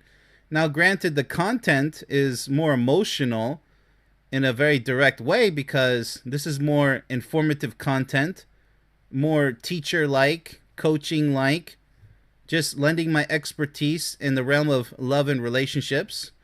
So offline, no. I mean, I'm going to be a lot more friendly and gentler with people who may be sensitive to such a way of expressing myself. But that's common sense. That's very obvious. How you present yourself online may be slightly different than how you present yourself offline. It depends on the scenario. But many times I will speak like this with friends. But the thing is, your word choice, the word salad may be different. It depends who you're talking to. In a group setting, yada yada. I mean, there's lots of different scenarios. So yes, if I'm giving advice to somebody offline, well, it depends. Do they want me to be very detailed? Do they want me to be very brief? Like, get straight to the point, don't beat around the bush. A lot of people do want me to, elaborate a lot so we can have like an hour long conversation about something. So, yes, but this one is pretty despicable because obviously he's not being decent offline, according to her. A decent partner. He's being a total false persona, having emotional meltdowns. So if that's true, yeah, this is a horrific case. And I give the point to her, obviously. All right, so number 3, the comparison engine. His feed is a highlight reel that makes other men pressure their girlfriends and other women resent me. Okay, well, this is the worst one then, if that's the case. He creates insecurity and competition just by existing online. Meanwhile, our real life is a mess of silent treatments and unpaid bills he'd never post. Okay, well, this goes hand in hand with what I was saying about number 2. Now, this is personal. These are personal things, so he doesn't have to be telling everybody that he has unpaid bills and he gives his woman silent treatment. Obviously, he's not going to do that, and nor does he have to do that. But if these are real world problems, like she said, real life, offline, yeah, obviously they need to be addressed. What can I say? He's manufacturing envy for a life that doesn't exist. Well, but I mean, everybody pretty much does that for their online persona. Or if if they're being themselves 100% online. See, here's the thing. You can overshare your personal life and you can undershare your personal life, or you can strike somewhere in between. That's your own personal preference. You're free to decide however you want to present yourself online. There's nothing wrong with that. But as far as, extracting more information here from what's really going on offline, according to her, yeah, sure, now we all know, so we can judge, right? That's how that works. And I'm trapped inside the illusion, responsible for maintaining a smile for the camera while dying inside the frame. Her point is that the curated online presence creates destructive social pressure and unrealistic standards, forcing her to collude in faking a happiness that is absent offline, amplifying her isolation. Well, this is interesting, an interesting dynamic, because she's being greatly affected by what he's doing, representing their life online in a way that's just totally false. So, this cookie is going to eventually crumble. That's all I can say about number 3 and the rest of these, 1 and 2. You can't keep up such a relationship forever. You can't. And the people online are going to start to be suspicious. They're going to be like, wait a minute, where's your girlfriend all of a sudden? Wait a minute, how come she's frowning? How come she's not happy anymore? The chinks in the armor are going to start to show. That's as much as I'll say about the women's point here, for as far as social media is concerned. Let's go ahead and shift gears to the men, see what they have to say about it. The lifestyle liability. She's not a partner. She's a luxury subscription service. Her entire value is being photogenic to boost my status. But her maintenance cost, the designer bags, the 5-star brunches, the constant content creation trips drains my accounts and my sanity. All right, so here's another horrific scenario, right? It's just all for show. Nothing sounds pretty sincere according to this guy. I'm not funding a life. I'm funding her personal brand.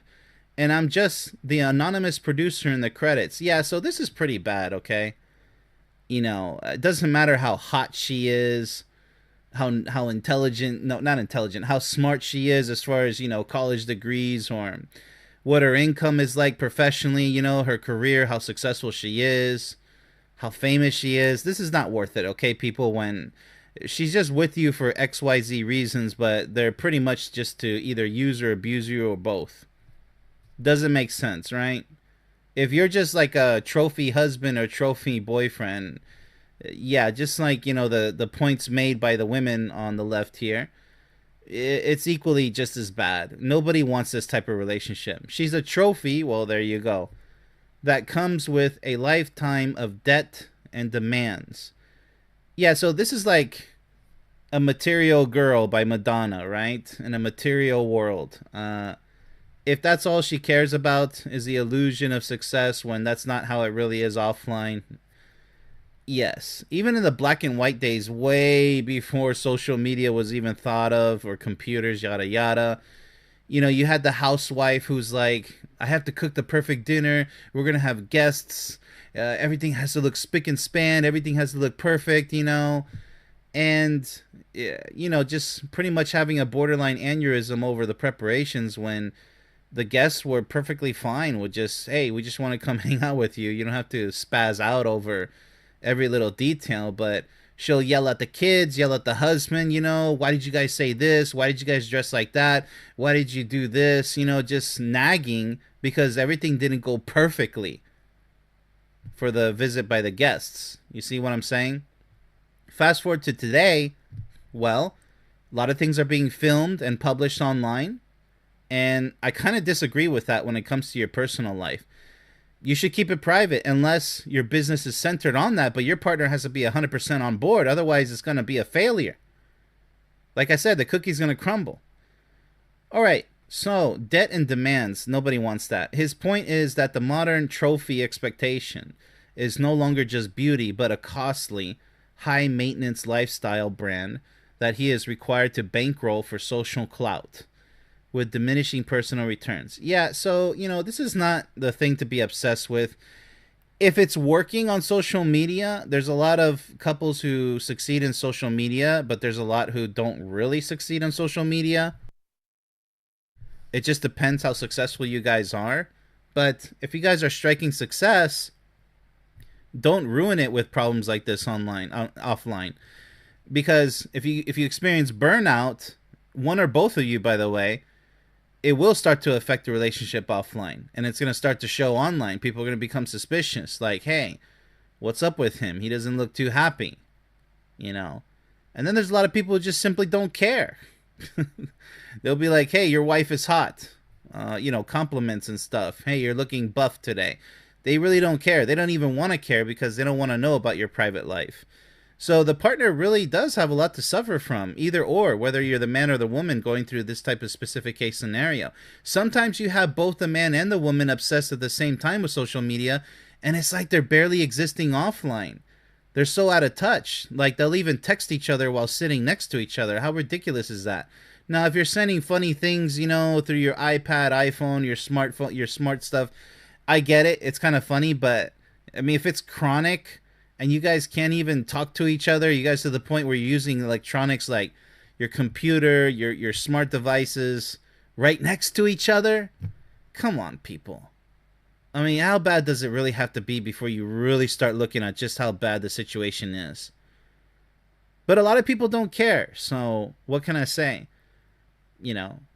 But yeah, we're going to have to continue with this. So diminishing personal returns, I got it.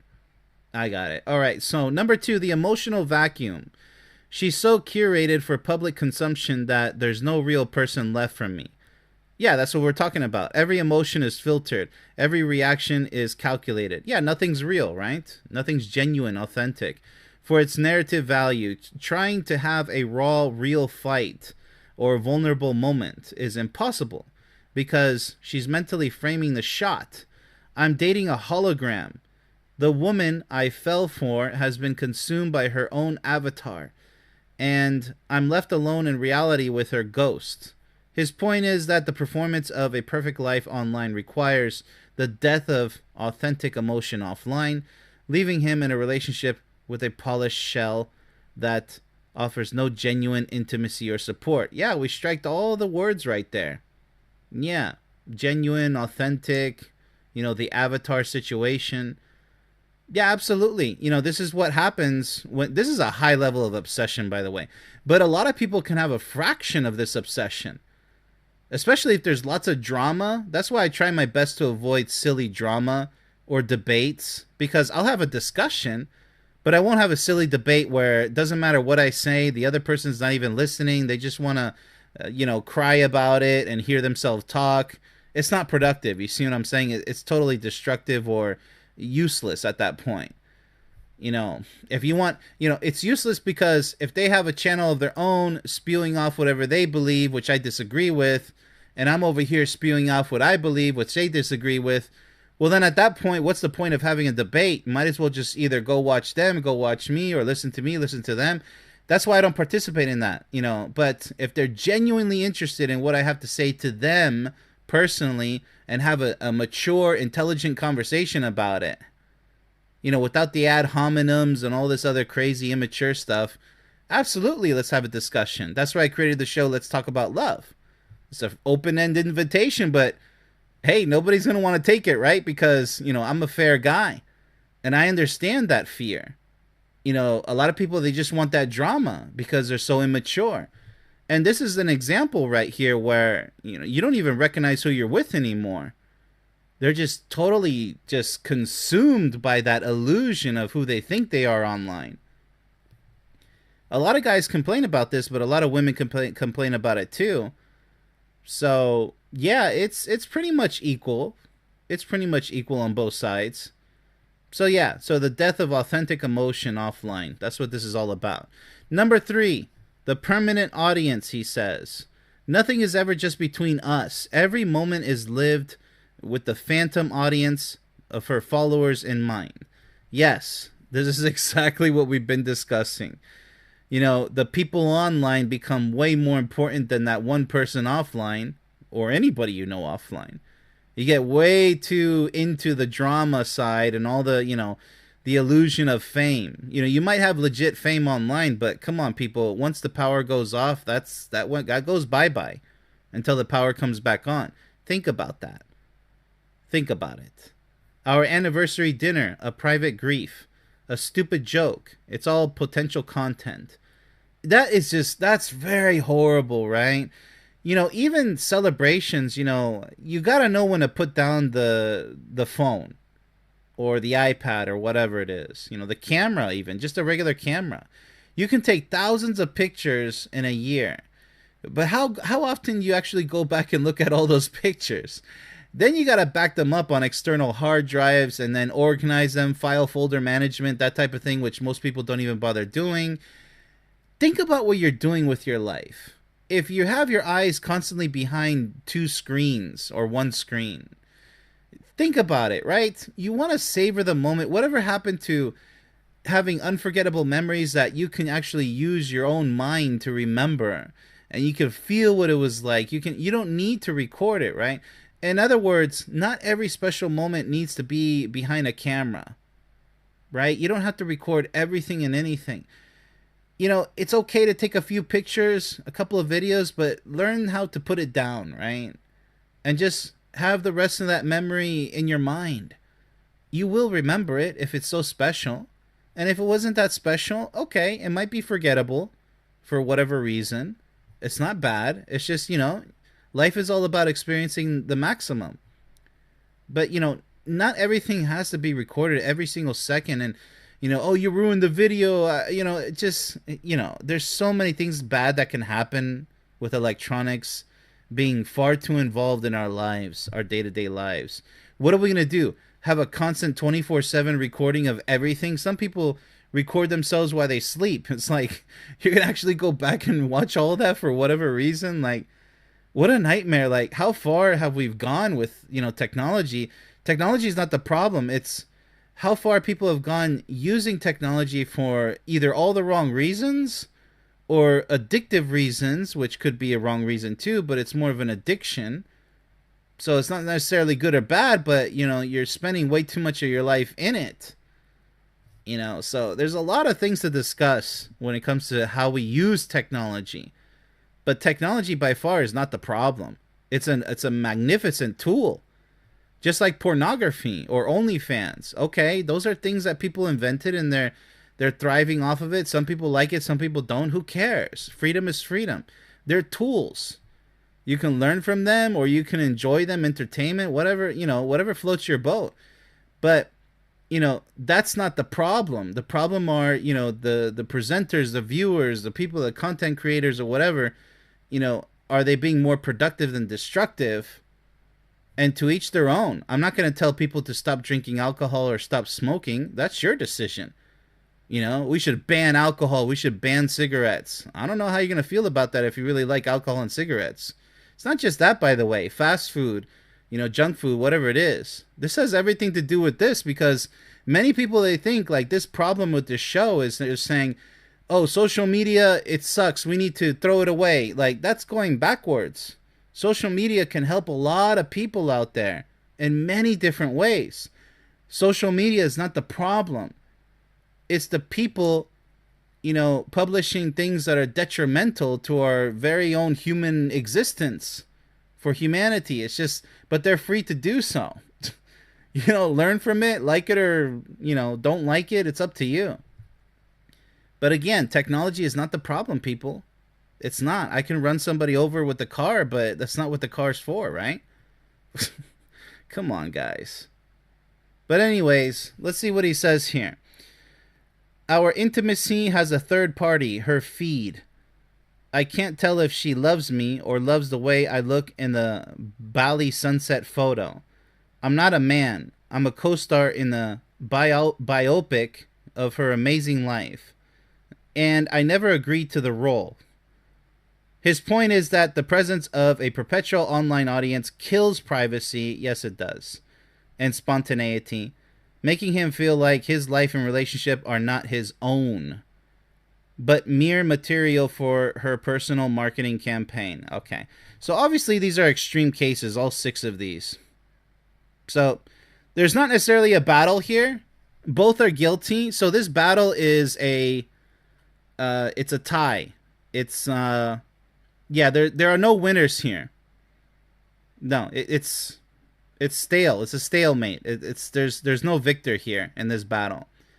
Both are guilty, men and women, of misusing technology when it comes to their personal relationships. I don't see one doing it more than the others. Sure, there might be more famous women on social media doing this type of thing, but there's a lot of guys doing the same thing. I see a lot of them, actually. So yeah, there's no victor in this battle for today's battle. No. There's guilt on both sides. 100%, by the way. I don't say that for every show. This is a very special show where this is a mutual problem. In more aspects than what's presented here. More ways than just a few. More than just the 6 that are presented right here. Like I mentioned with taking photos all the time. Or calling people or texting people. Heck, when texting was just, way before social media, texting on those old Nokia phones or whatever. People got obsessed with texting. And then even way before that with the pagers. Constantly, oh, my pager is going off the hook. I got to go get the phone, a pay phone or whatever. And then the cell phones came out. And, you guys already know what happened. All the gaming consoles and the movies. And it's just like all these distractions. You can't be a material girl or a material man. You guys got to really live your lives organically. That means person to person, put down the damn devices and pay attention to what's supposed to be a loving relationship for an entire lifetime. Technology can get, problematic if you allow it to. And that's all I have to say about that. As always, let's take a look and see what we have in store for today. The gender war is all about either ridiculous arguments or valid arguments. Let's see what we have in store. So today's topic seems to be about dating. The struggles with dating. Let's go ahead and start off with the women, shall we? All right, so number 1, the safety tax. All right, what does she mean by that? You get to worry about rejection. We have to worry about death. Wow, it's a little severe already. A bad date for you is a bruised ego. A bad date for us can be a stalker, an assault, or a hidden camera. Oh, okay. Well, now I get what she means. Our infinite choice you envy is 95% low effort predators, married guys, and rage filled strangers. Your loneliness is painful. Our options are literally dangerous. You play the game, we risk our lives just entering the arena. Okay. Her point is that the foundational experience of dating is different. For men, the primary cost is emotional. For women, it is physical safety, making any comparison of ease grotesquely unequal. Okay, look. Just because there are, just because there's a significant problem with women dating or using dating apps and meeting a bunch of goofballs or dangerous goofballs for that matter, I get it. But it doesn't mean that, what you're doing is the right thing. For instance, don't stop. How about you stop using dating apps? That's where the danger is. When you go online and you start talking about possibly becoming intimate with somebody that you're scouting out for, this is why I discourage using dating apps and dating in general. You're rushing the process of eventually falling in love with the right person. All you're doing is the same as walking into a freaking casino, putting a quarter in the machine and pulling that lever and seeing what comes out. No, it's not the same because we get to talk to each other and know. Yeah, but you're rushing it. You guys aren't even friends. Understand? So dating is like the stupidest thing you can do with your life if you're trying to find the one. No wonder so many men and women fail in the realm of love because they keep tripping with their own feet, running through the forest. And if you keep tripping, you're going to keep failing. And then you're going to complain and say, all women are bad, all men are bad. Like, shut up already. You don't even know how to find the right person for you. Why? Because you're rushing and playing silly little things like dating games, maybe blind dates, etc., etc. You're being immature and stupid. So there's that. Is there danger online and offline with guys? Yes. Is there danger with guys trying to find women offline and online? Yes. Not in the same way for women, but it's just as dangerous to their bank accounts, or maybe the women are trying to hook up with them and they got some guy behind them ready to, jack him for his wallet or something. There's a lot of cases, but, obviously the majority, look, it's just like wearing provocative clothes, okay, women?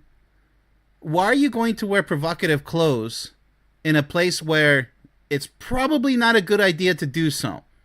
It might be a little dangerous, right? It's not like you're asking for it, but in a way you are, right? For instance, if you go into a dark alley, the classic case, you might want to go down that dark alley with a buddy. Just saying. Because you're increasing the odds of getting jacked, something violent happening to you, or worse, which is just as violent, by the way. So it's not that you're asking for it, but you're being foolish with these stupid decisions. You might want to dress a little bit more conservatively if you're going out alone. If you're going out with the girls or with your guy, well, you can dress a little bit more provocatively, can't you? But you still got to be careful. The same applies. There's a lot of dangerous people in this world. You can't just say all men are dangerous. Like, shut your mouth. No, that's not true. Guys have dangerous situations as well. They can get jacked for whatever reason. I mean, there's a lot of evil out there. But you can't say, oh, you guys have it easy. Women actually have... It doesn't matter who has it harder than the other. Both of you guys are stupid. Both men and women who play the dating game offline or online. You guys are stupid because you're trying to rush something that you have to take your sweet time with. Stop and smell the damn roses. Stop trying to rush things. That life doesn't work that way. You don't rush your career. You don't rush going out shopping. You don't rush love. You understand? Are you going to go speeding on the highway? Everything has a limit. A speed limit. Well, with love, you have to take it so slow, almost at a snail's pace. But you don't have the patience for that, do you? So you're going to keep being stupid and keep making the same damn mistakes over and over again. So this safety tax, BS right here, it's just a bunch of nonsense. All she's describing is a series of unfortunate events for a lot of women out there, but then she compares it to men. Okay, you might have it tough trying to find the one, but look at the way you're trying to find the one. Dating, that's your problem. Number 2, the emotional janitor. You think getting matches is winning? Try being the free therapist for every man who matches with you. We sift through an ocean of unprocessed male trauma just to find one guy who doesn't hate women. That is, I agree with this 100%. Now we're talking.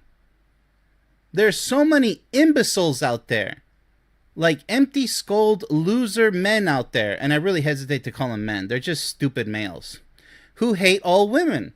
They hate all women. Why? Because they're stupid. They're literally dumb asses without a clue, without any intelligence, without any wisdom, no decency. They're not worth any woman's time. Any guy who goes out there using women or saying they hate all women is not worth anybody's time.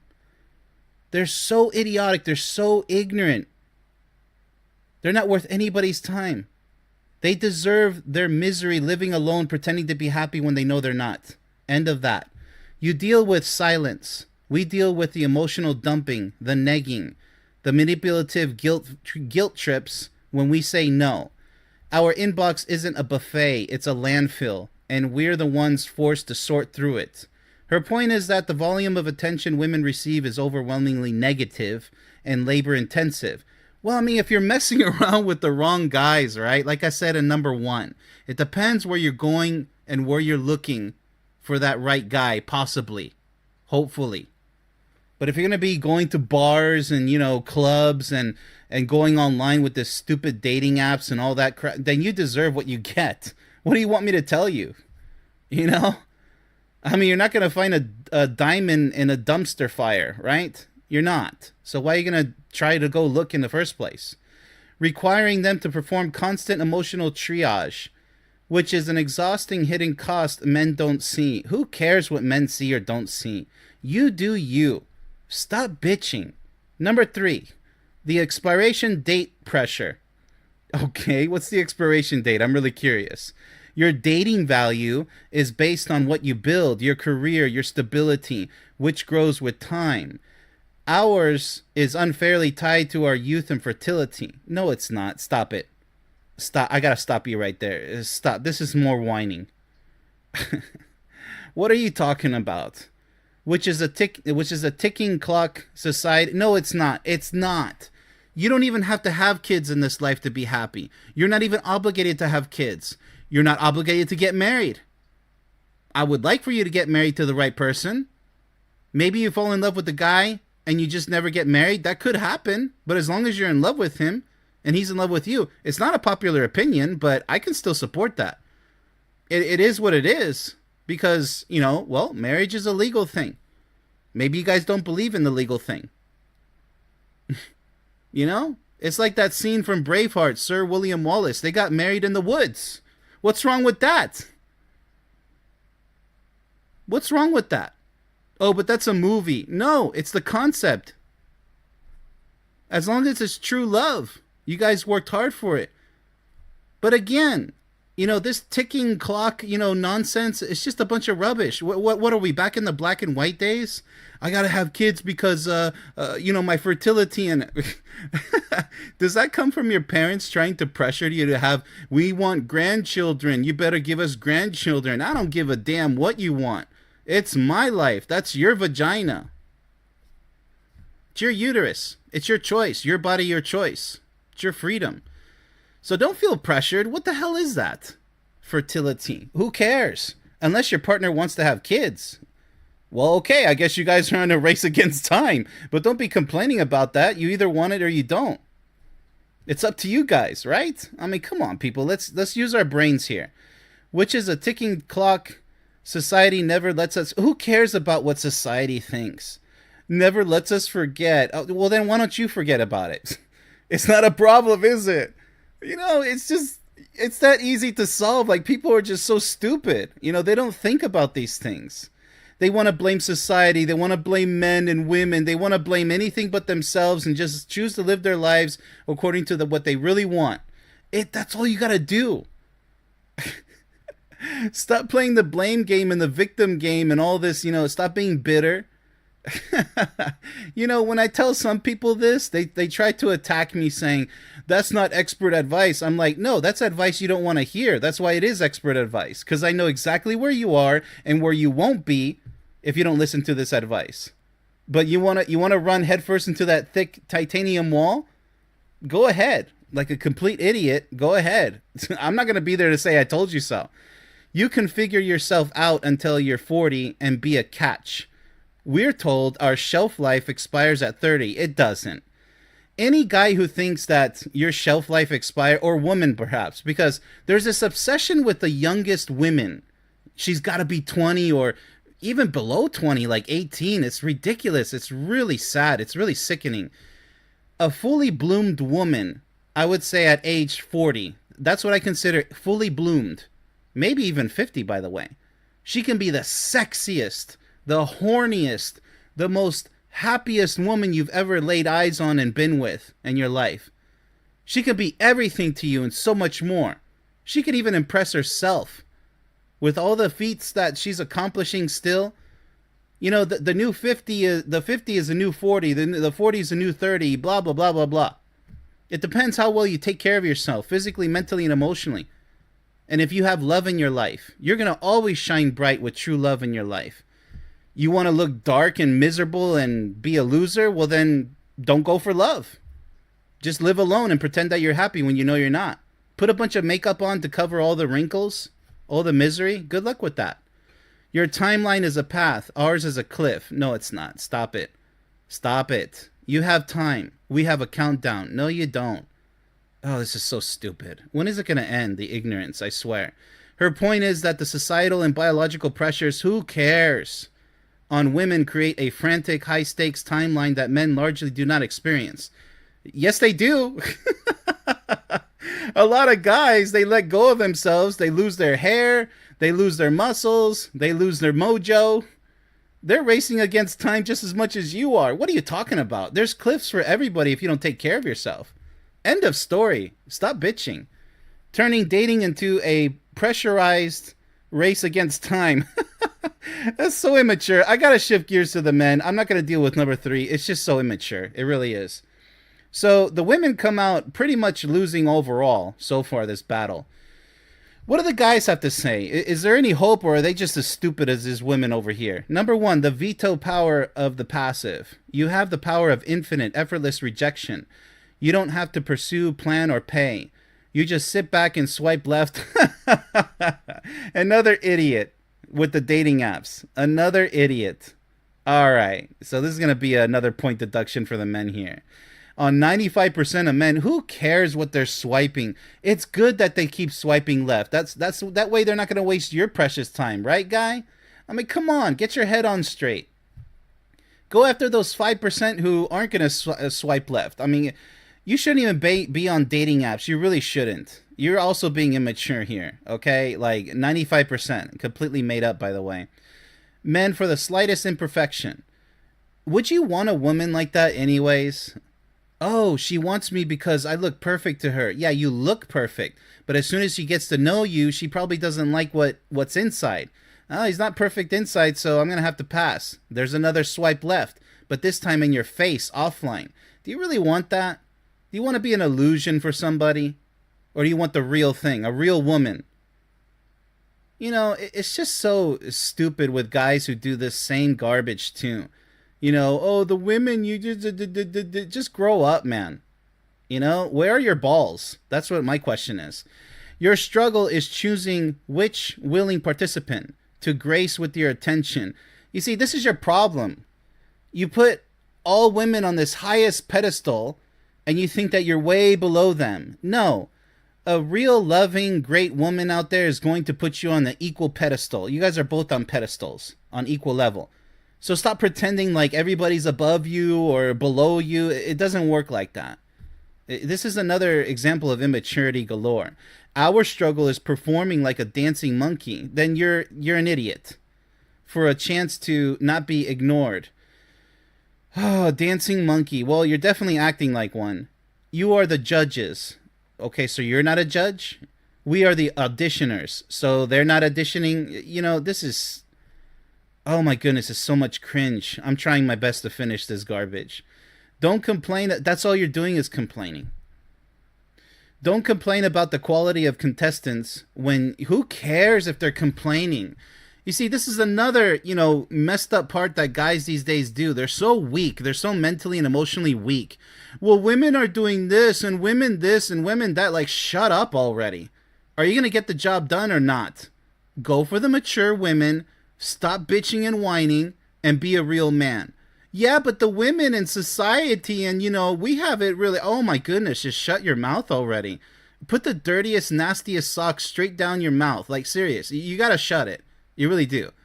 It's annoying to see, a fully grown guy complain and blame everything except for himself for not finding the partner for himself. It's just, let's just blame the entire world, take zero accountability, and act like a complete retard, right?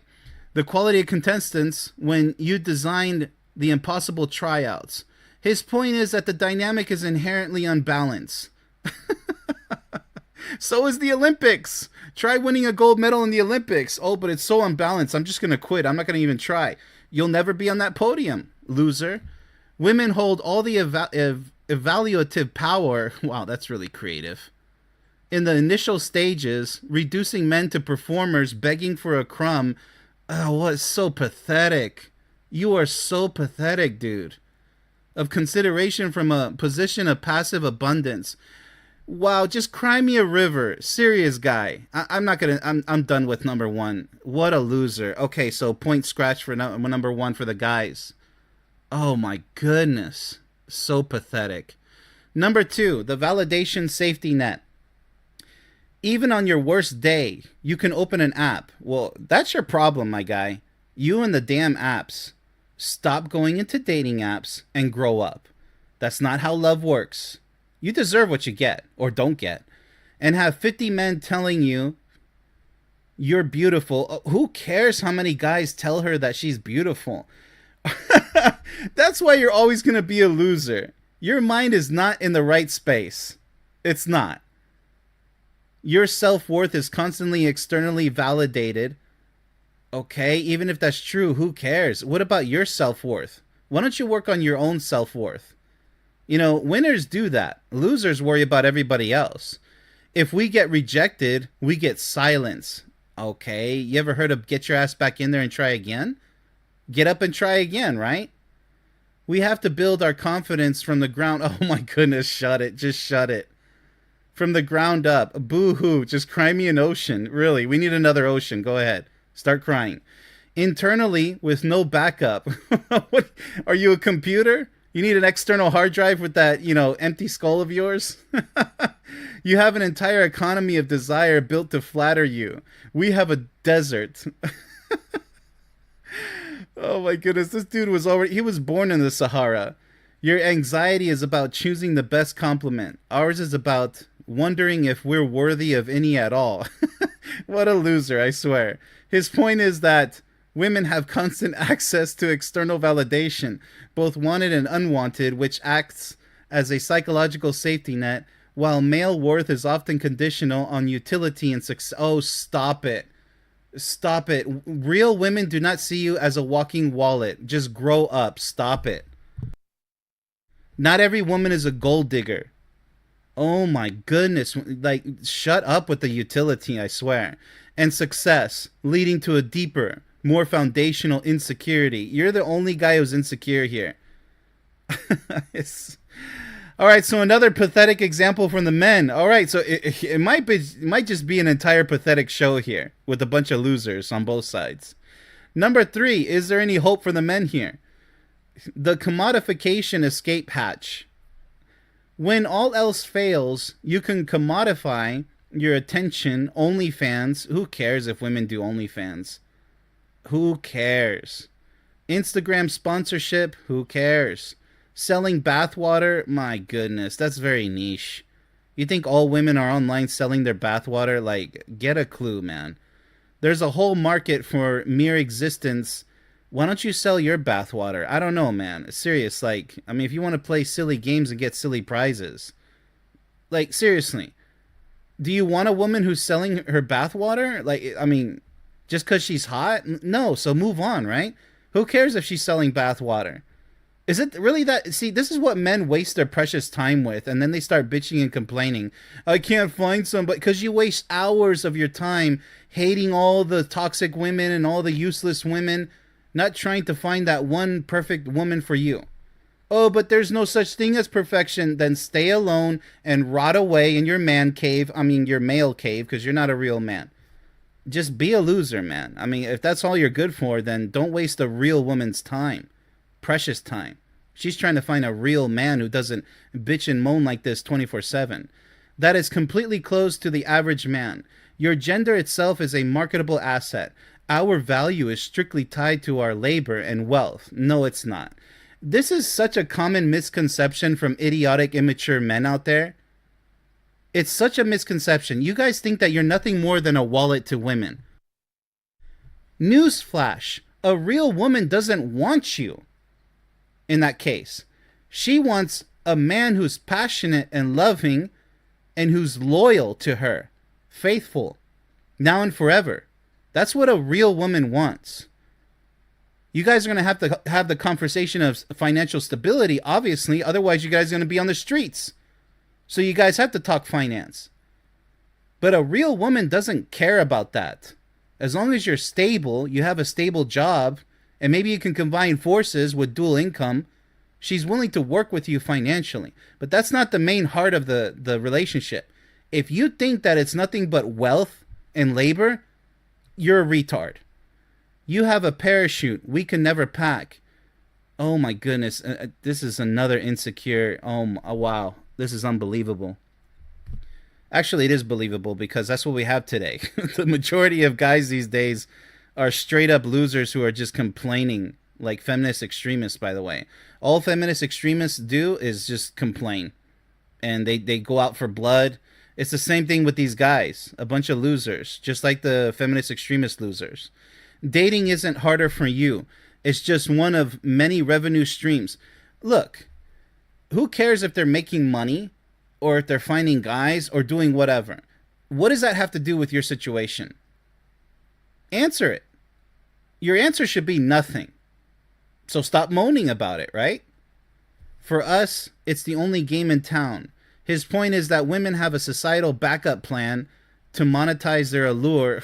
It's just, this sounds pretty jealous is what this is. I mean, what women do with their bodies and their time, that's their business. That's their bank accounts. It's not yours. So it sounds like you're pretty bitter. You're coping right here. And attention, in a way, men cannot.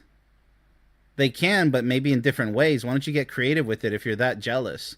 Giving them an economic buffer that changes the fundamental stakes of the dating game. That's your problem. I'm glad you ended it with the words dating game. Because that's what all these guys' problem is right here. And the women as well. They're being stupid by playing the dating game, online or offline. That's your problem. That's your main problem. You never grew up. You see, before the age of the internet, you had to actually go out there and meet a woman or a man in person. Do you think that formula changed nowadays because of quote-unquote technology? No, you idiots. The formula remains the same. But there's a caveat to it. You have to befriend each other first. Then you can talk about going on, if you want to call it dates or something more intimate. But you guys have to progress to that level. You don't start in the middle. You start in the beginning, getting to know each other as acquaintances. And if something comes up, don't go into dating. That just means two desperate people trying to make something happen out of nothing. You don't even know each other. Now fast forward to today. You guys want all these little cheap shortcuts. Oh, I can just, hook up with somebody online. All you're going to get are one-night stands or people who are going to use you, abuse you, or both for a certain amount of time. It could be years, by the way. Could even get married with you. And you won't find out till years down the road, as far as, 10 years, 20 years down the marriage, that you married the wrong person. And now you're left in the middle of nowhere, like the guy was saying, a desert. The idiot who was used and abused. Congratulations. All because you wanted that dating app to work. You wanted to make it work because you're too lazy to get your ass out there and do it the classic way. The only way. Face to face. Where's the courage? Where's the bravery? Where's the mature adulthood? Where's the wisdom? Face to face. Put down your smartphones and stop looking for shortcuts. Stop going on dates offline or online. Don't do that. Grow up, right? That's my advice for you guys out there. You know, you guys are so hell-bent on shortcuts. That's not the way love works. If that was the way love worked, then I wouldn't have created over 800 hours to create my book and 75 hours to create my 1 hour video and so many hundreds of shows here on this channel. I would have said, oh, just get a dating app and be stupid and just good luck. Go to the slot machine. See if it works for you. What do we have for today's gender battle in this stupid gender war? I don't know. Maybe we have some valid points or some stupid points. Usually it's one or the other. Sometimes it's a blend. What can I say? All right, so it looks like the topic for today is going to be divorce.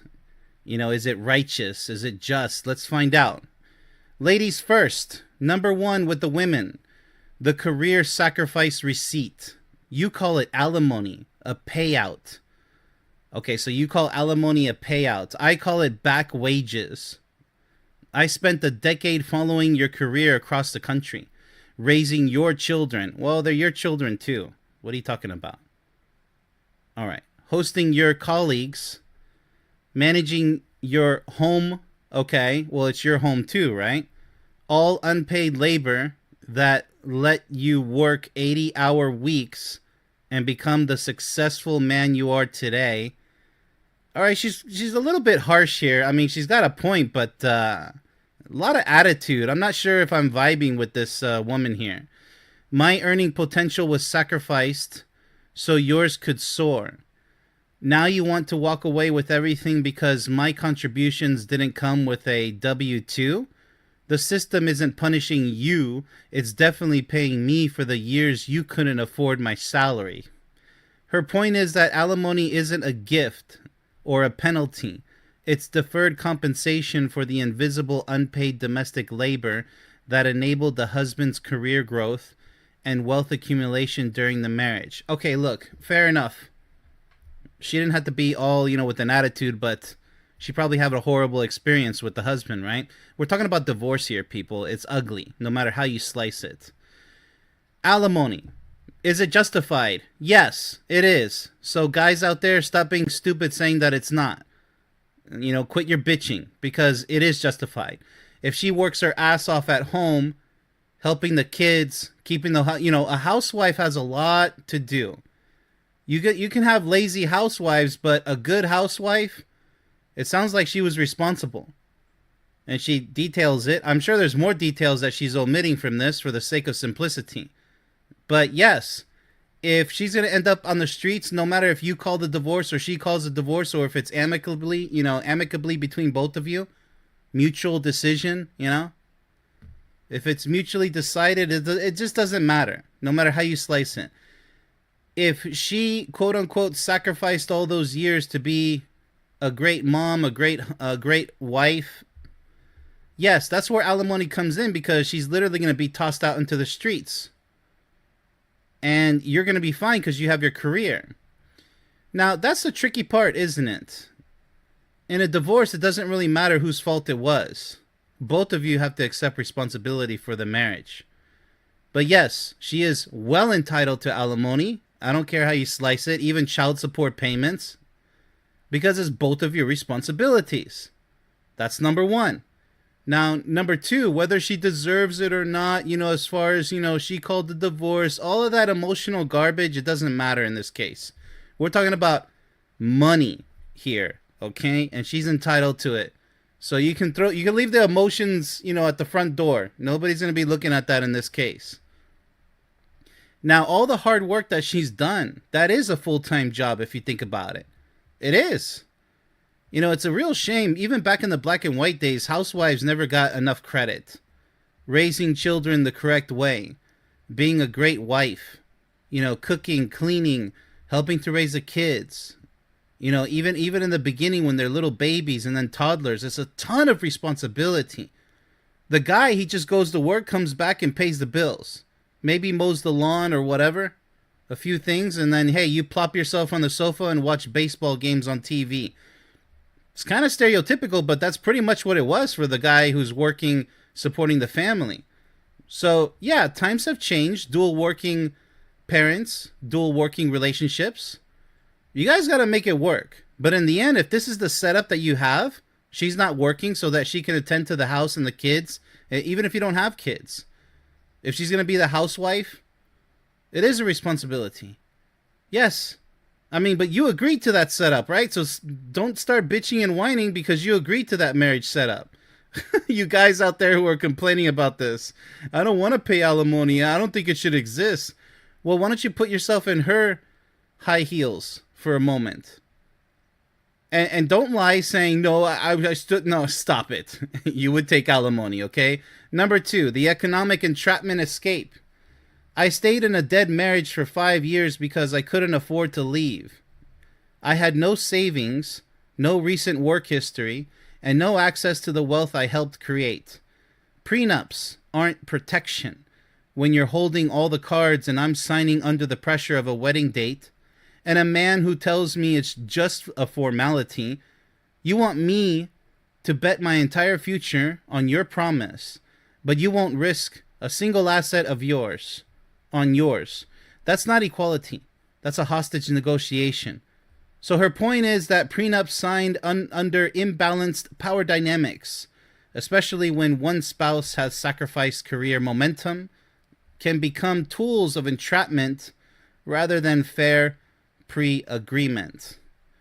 Look, you guys can avoid this entire mess had you guys have gotten it right the first time you guys got together, right?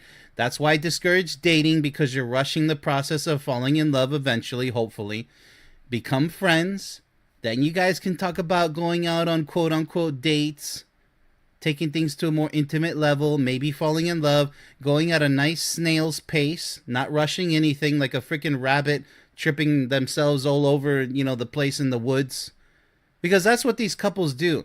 And then they moan and groan and complain about it when things come up to this level and say, oh, prenup or no prenup, they're just going to start arguing about all the little details.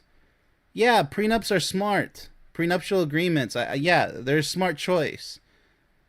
There's no hard feelings. If you have a lot of assets to lose, that is. But if you don't have a lot of assets to lose, ideally you guys should trust each other 100%. That's what should happen. No prenups. But unfortunately, we live in a highly uneducated and immature world, don't we? Highly immature.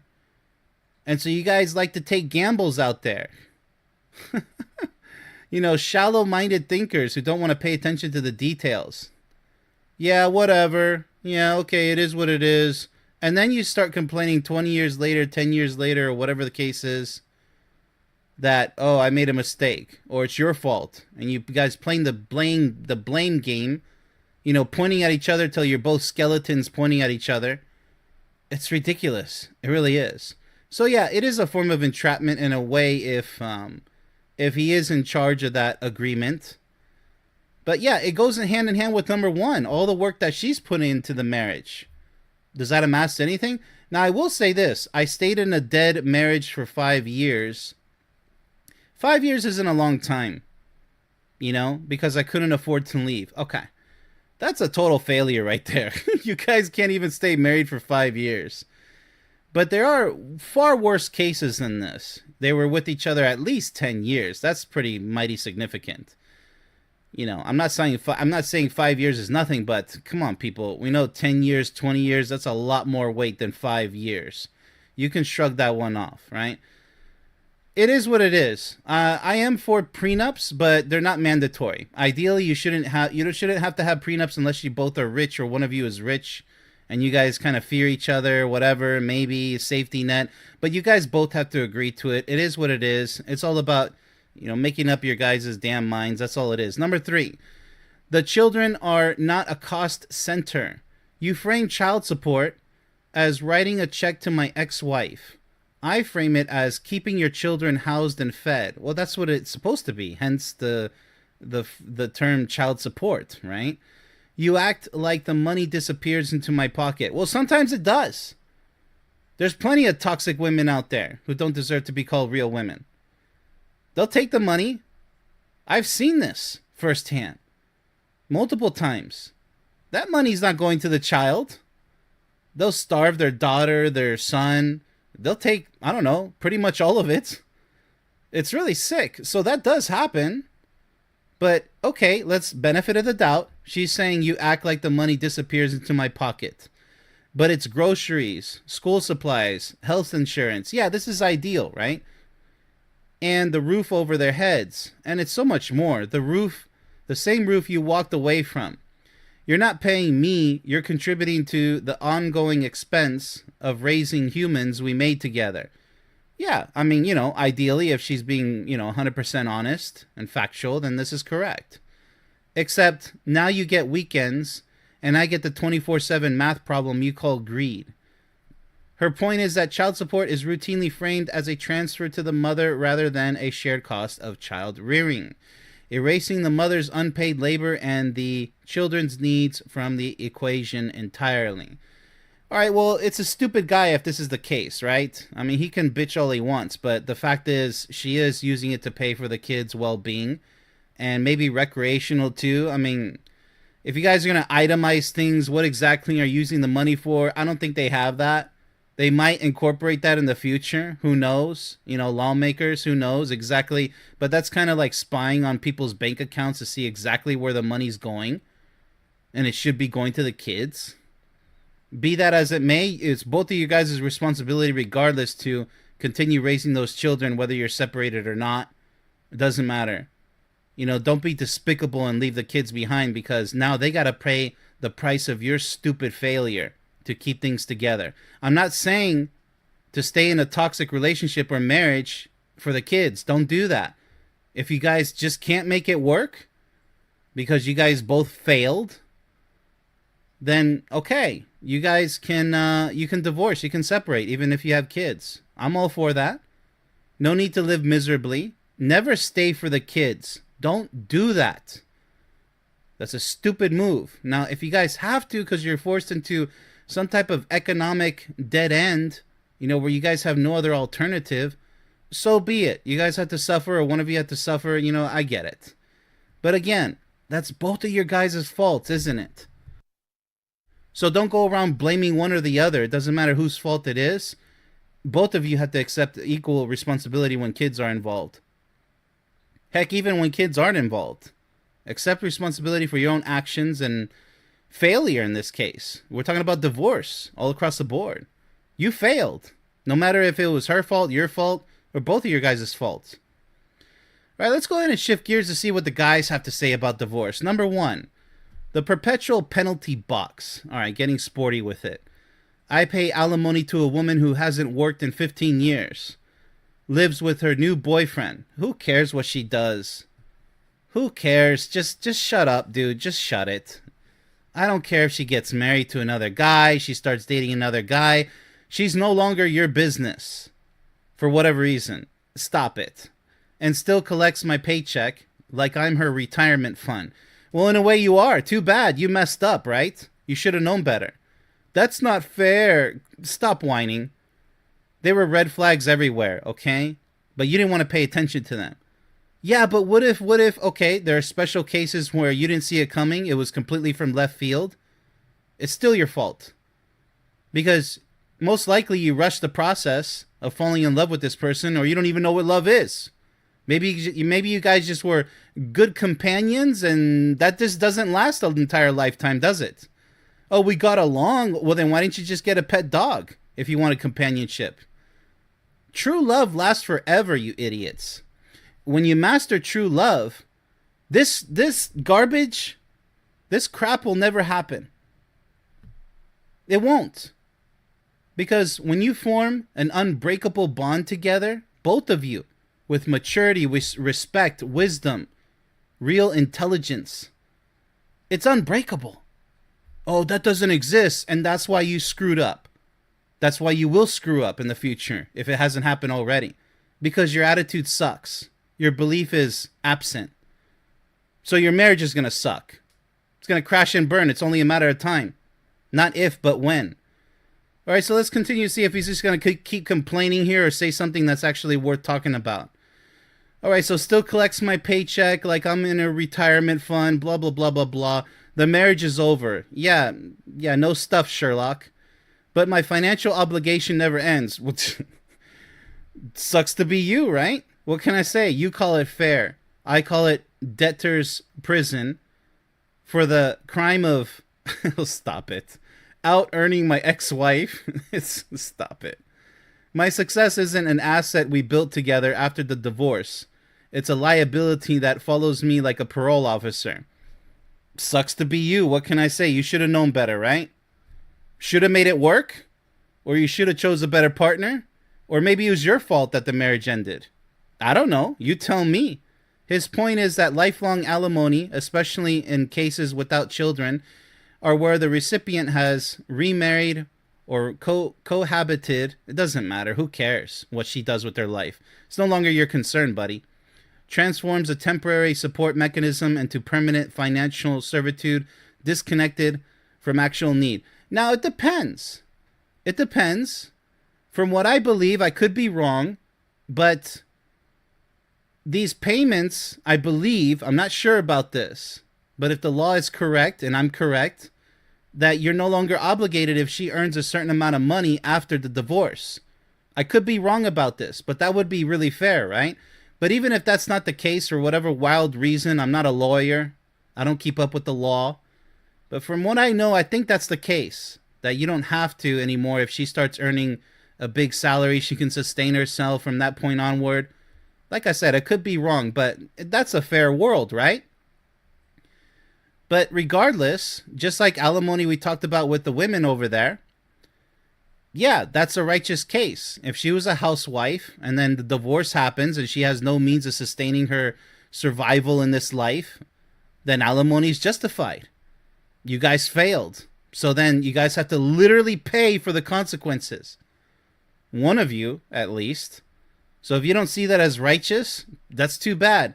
You know, we're all governed. We're all domesticated. We all have to follow the law, the written word of the land. If you don't like it, I don't know, move to North Korea. Number 2, the inalienable asset. My ex-wife was awarded the house, half my retirement. This is another too bad case scenario. And permanent custody of children she spends most of her time resenting. Okay, I mean, is it unjust for her to have full custody? I don't know. Maybe it is, maybe it isn't. The family court didn't divide our assets. It redistributed mine to fund her lifestyle upgrade. Who cares, right? What matters is, do you have to pay yes or no? Don't call it an upgrade, right? If there were any other contract, the party that initiated the breach wouldn't get the bonus package. But marriage is the only agreement where the leaver gets the leverage and the payer is presumed guilty until proven bankrupt. His point is that the legal and cultural presumption often favors a lower earning spouse, statistically the woman. Well, I mean, you know, there's inflation, there's, you know, her living on her own, maybe stuck with the kids, or, you know, because she's responsible for them, right? Full custody, hello, so she needs more money, right? I mean, if she can't sustain herself, if that's what the judge declared, then look, I'm not the judge. I'm not the law. I'm not a lawyer. I'm just saying, if you don't like it, go somewhere else, right? I mean, I don't know. You can't escape this, obviously, though. But it is what it is. You could avoid all this nightmare had you have gotten love correct the first time. Oh, I don't want to talk about love. I don't like talking about relationships. Well, then you're going to mess up and end up in this type of scenario if you're gullible and foolish enough, because you were stupid, right? You made stupid choices with stupid women, you know? Maybe if they're not stupid women, then you were the stupid one. Maybe you both were stupid. But stupidity is going to get you in these little garbage piles here. That's what happens. Child support, alimony, you know, half my retirement, blah, blah, blah, blah, blah. It's your fault, man. So I don't know what you're complaining about. And then, you know, a lot of these goofballs will say, oh, women, you know, this, and it's too late. You messed up. Now you have to literally pay the price. Whose fault is that? It's yours, right? And it doesn't matter, once again, if it's her fault, like, oh, well, she's the abusive one and she ruined our marriage. You still accepted her. You said, I do. And you signed the dotted line. I'm sorry, man, but that's reality. You got to keep your head in reality. Not in this hate all women, childish behavior mindset that you have going on. Or being pissed off all the time. And just being bitter like Scrooge 24/7. You accepted the contract. You thought you loved her. You thought she loved you. But had you have done better from the very beginning, none of this would have happened. So stop moaning about it. All right. So let's continue this garbage here. His point is that the legal and cultural presumption often favors... Okay, we know that. Creating a moral hazard and a punitive outcome for the higher earner regardless of the circumstances of separation. I don't know, man. Hire a better lawyer. Sometimes you win, sometimes you don't. The court of law is often a gamble. You pull the lever. It's like a slot machine. Who knows? The judge at the end of the day, male or female, I don't know, blame it on something, right? But it is what it is. Don't get yourself in quicksand in the first place. Number 3, the parentheses parent. I fight for 50-50 custody, but the default assumption is that she's the real parent. Well, come on, let's be a little bit honest here. Little kids, they always run to mommy, right? Daddy's cool. Daddy can be cool, but ultimately mommy, right? It's in nature, for crying out loud. The mother duck. The father duck is somewhere around, okay, but where do all the little ducklings go to, right? With mommy. I mean, so don't complain about nature. That's even true with nature, when it comes to human beings. I was around my mom a lot, and I had a mother and father growing up. It all went south eventually, but started off kind of sort of decent, even though she was a abusive mother pretty much the entire time. I didn't learn about what the hell abuse was until later on. Too little, too late. And then I found out the rest of my family was corrupt too. So, but you know what? I managed those difficult times. You jumping into a marriage that you should have known better, well, that's poor management, isn't it? But it is what it is. Don't complain that, the kids generally should be with their mother. But what happens when you have a toxic mother and the judge awards full custody to that toxic mother? Well, I guess you guys have to have that emergency number on speed dial in case something abusive may happen. But it is what it is. Generally speaking, yes, mothers are going to be generally awarded custody because that's just human nature. Now, if it's proven that she's a dangerous mother to be giving custody over and you can prove that, well, then have at it. Otherwise, it is what it is. So, yeah, you can hate the law. You can hate the legal, procedures, the justice system. Sometimes criminal justice is justice for the criminals. It's not for the innocent. But like I said, don't get yourself into quicksand in the first place, and you won't sink to the bottoms of the earth, right? The hells of the earth, right? You don't start nothing, there won't be nothing, right? But I'm not saying don't go get married. I'm just saying know who the heck you're marrying in the first place way before talking about having kids. And don't get married just because you guys have a kid together. That's another no-go too if you guys aren't really in love. All right, let's go ahead and continue here. So, all right. By default, assumption is that she's the real parent and I'm the babysitter. No. You're still the father. Stop it. I pay for half their lives, but get them every other weekend and holidays divided like war spoils. Okay. My children don't need my money. They need my presence. No, they also need money. Come on, man. Every kid needs clothes, school supplies, extracurricular activities, everything under the sun, pretty much, to have a meaningful life. Otherwise, it's going to be a very boring, lonely life. They can't even enjoy being a kid. Nothing wrong with poor kids, poor economy. That's, with parents who can't afford much. Nothing wrong with that. But if you can spoil them, you should. But always teach them, great gratitude and respect. how to respect others and have a sense of honor. That way they don't end up making the same stupid mistakes you did. But the system values my paycheck more than my parenting and calls it in the best interest of the child. Well, it is. It is. The best interest of my child is having two equal parents. It doesn't always work that way. All right, buddy? Not a mother with full custody and a father with a Venmo account. His point is that family courts often default to maternal custody, reducing fathers to financial providers rather than equal parents, reinforcing the very gender roles men are simultaneously criticized for upholding. Okay, well, yes and no, right? It's an ugly situation, but you got yourself there. You know? It's a game of survival. Now you have to pay the price. I know I've said that a bunch of times in this show, but that's the spine of this entire show right there. This is what happens when you take a channel like mine not seriously. When you say, yeah, whatever. This is the garbage that's going to happen in your life in the future.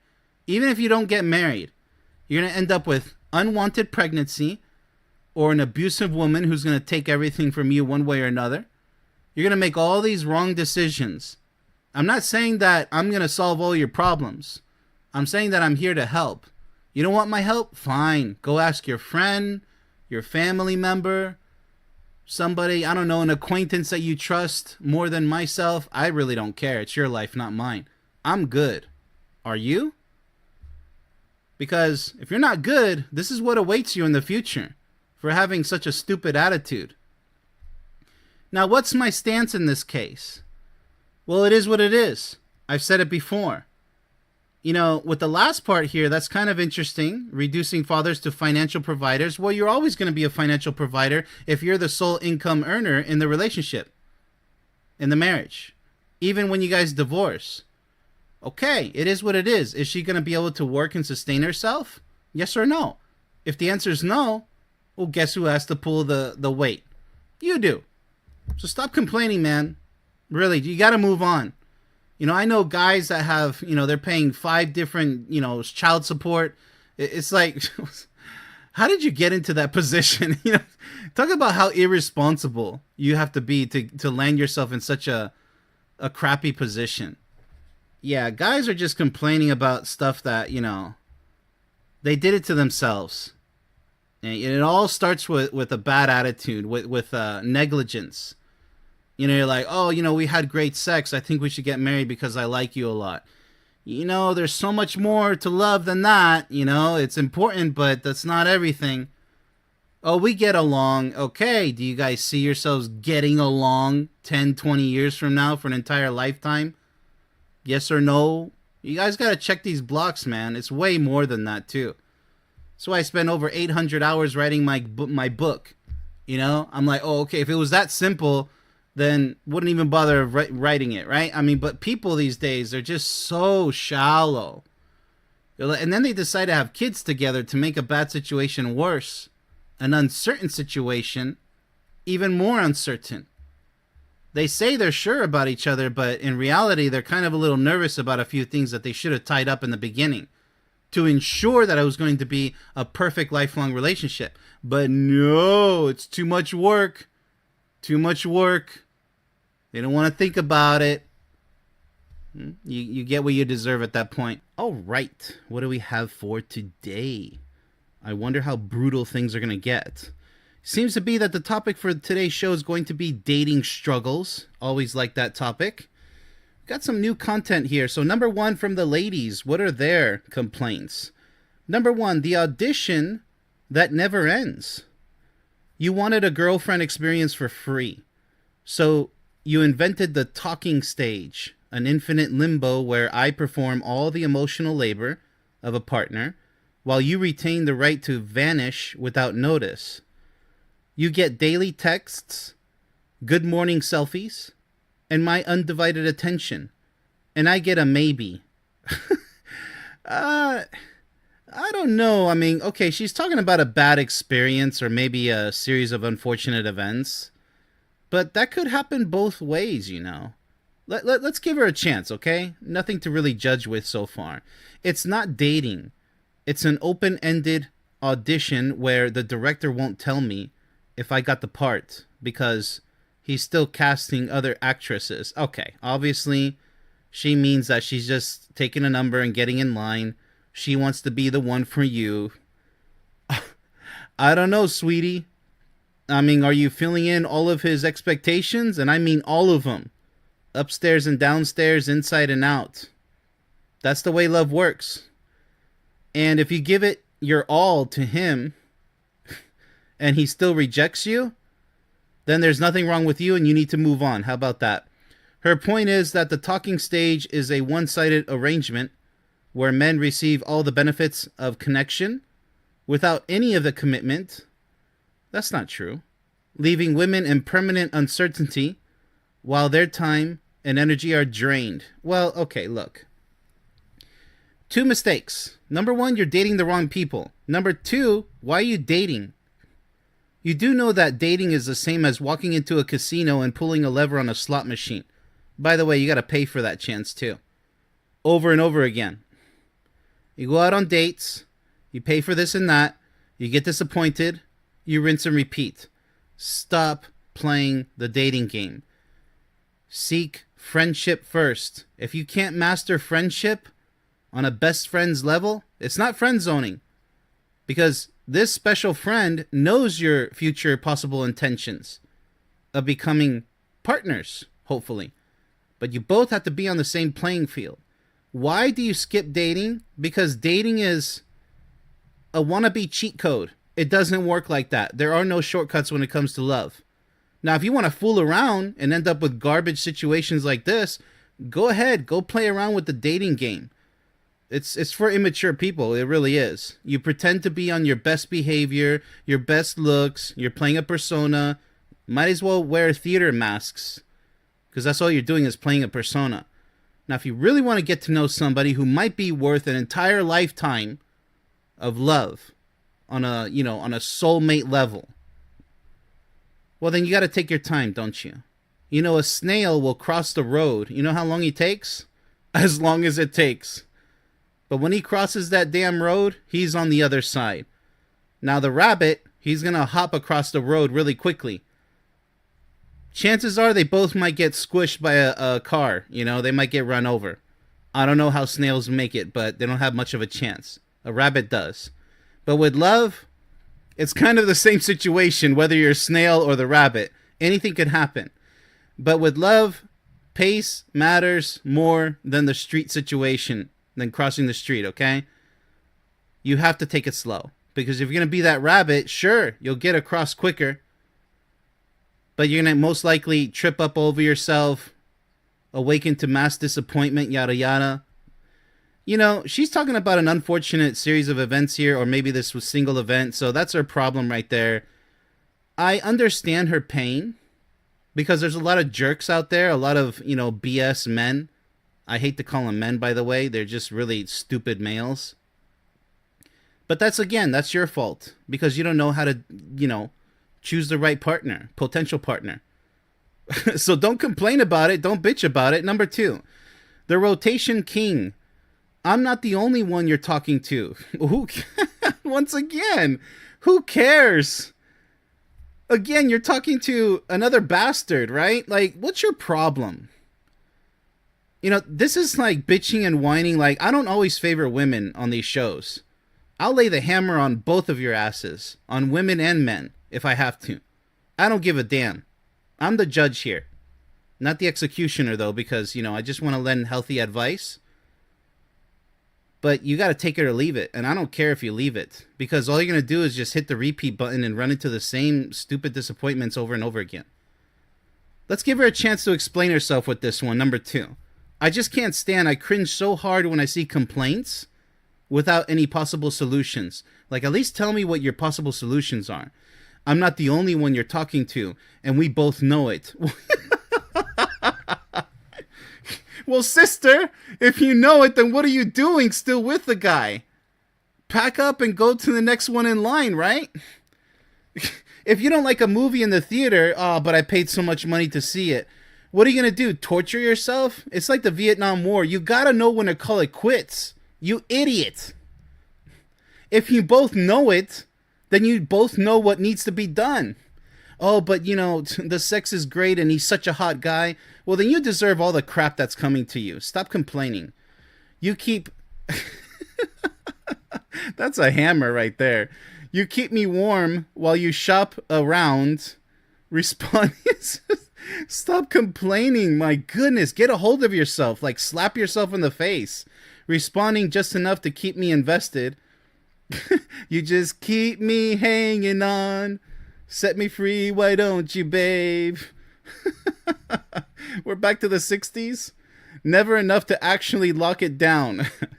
I like that. Lock it down, right? I'm an option on a menu you're still reading, and you'll keep me on on read until you're sure there's nothing better. Oh my goodness, stop with the menu, reading the menu. Who cares what's on the menu? You're dealing with somebody who's living their life as 31 flavors. Well, don't walk into a Baskin Robbins situation, right? I mean, the red flags are there. You should, this is your problem, lady. You don't know how to separate the jackasses from the potential real men who might love you now and forever. You're stupid. You got to fix stupid first in that thick skull of yours. Then you might have some success and never spew these garbage words ever again. Because all this is crying without any sign of intelligence or wisdom. Daddy and mommy didn't teach you anything, apparently. Or maybe you didn't listen to them. My emotional availability is your backup plan. Her point is that modern dating culture encourages men to maintain a roster of women in rotation. Now, there's a Rolodex. Treating each as a disposable placeholder until something better comes along with zero transparency. Welcome to the game of dating, right? Or respect for the women waiting. Take them number and get in line, right? I mean, this is just bitching and whining, like, with no sign of intelligence. Like, these are people who don't listen to advice coming from me, advice coming from their parents, their friends, heck, even acquaintances, maybe co-workers. You don't listen to anybody's positive advice. You just want to do your own thing. Well, guess what? Now you're stuck with Poindexter with his Rolodex full of all these women. Maybe he's a hot Poindexter. But the point is, that's your fault. This is entirely your fault. So lock it down like Gangnam Style, but you're screwed. Number 3, the breadcrumbs diet. Oh yeah, breadcrumbing. That's the new term for this. You feed me just enough attention to keep me hungry. Well, you need a buffet of love, right? So like I said, you need to know the difference between a little cheap bistro in the middle of nowhere that probably has, bad food versus a clean buffet where, the analogy is not going to work with multiple people, but quality people, quality. When you meet somebody who's capable of loving you now and forever, that's like the best steakhouse you can possibly go to, right? One huge steak, that's all you need. But if you're going to play this buffet game, I don't understand. What did you expect? The buffet has a ton of food, right? You can't even make up your mind. Why did you walk into the buffet? Number 3, right? It's so similar to number 1 and 2. Number 2 is similar to number 1. It's just like the same, bitch fest here. But let's go ahead and give her one last little thread of a chance, shall we? You just keep me hanging on. That song keeps popping up in my head right now. My goodness, man. A reply there. We should hang out soon. Okay. That never materializes. You know exactly what you're doing. Well, so do you, I hope. You're not confused. You're strategic. Now she's complimenting the bad guy. You want me available but not demanding. Warm but not entitled. You've optimized the minimal effort required to keep a woman on life support. Oh my goodness, stop with the drama. While you live your actual life elsewhere. Her point is, my goodness, please tell me her point, that the talking stage is often a calculated exercise and minimal investment where men deliberately dole out small doses of attention. Yeah, that's breadcrumbing, I get it. To maintain access without ever delivering a real relationship. Once again, for the third freaking time, that's your problem. Strike out for the women. You know, you should have known better. You guys make garbage choices because, well, he has six-pack abs. He's 6 feet tall. He has a six-figure income. 666. I hope you know what that means, right? Like, look, if you meet a great guy who has whatever one of those six or two of the six or 3 out of 6, you know, the 666, right? Great. But look at who you're ending up with. It's just as much your fault than it is, you know, it's not really his fault because he's messing around with you. And who knows how many other women. That's the way it goes when you play the dating game. That's why I say, if you establish a solid friendship with the guy and take it nice and slow instead of rushing into dating, then you might learn something. And you may never mess up like this ever again. Quality, not quantity. Slow down. Stop being an idiot. Switching gears to the men here. Number 1, their first complaint. What do the guys have to say? I'm very curious. They might win this battle. Who knows? The compliance interview. You call it talking. I call it an interrogation. Every message is a test. Yeah, there's a lot of silly, you know, idiot women who play mind games with men. I can feel that. You know, like they want to try the Cosmopolitan magazine tricks on you. You know, the latest thing that they heard from their, I don't know, their hairdresser or something. Like, it's just, they're not serious. They just want to play stupid mind games with you. Like, you're just a toy. I understand. I understand your pain, your grievance, okay? My responses are analyzed for red flags. Well, she should be looking for red flags. That's fair.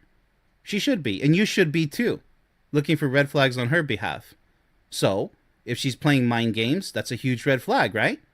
You need to demand that she be sincere, authentic, genuine. I'm not going to argue about the red flags. That's a mutual responsibility right there in getting to know somebody. Emotional availability and future husband potential. Well, you should be looking for future wife potential.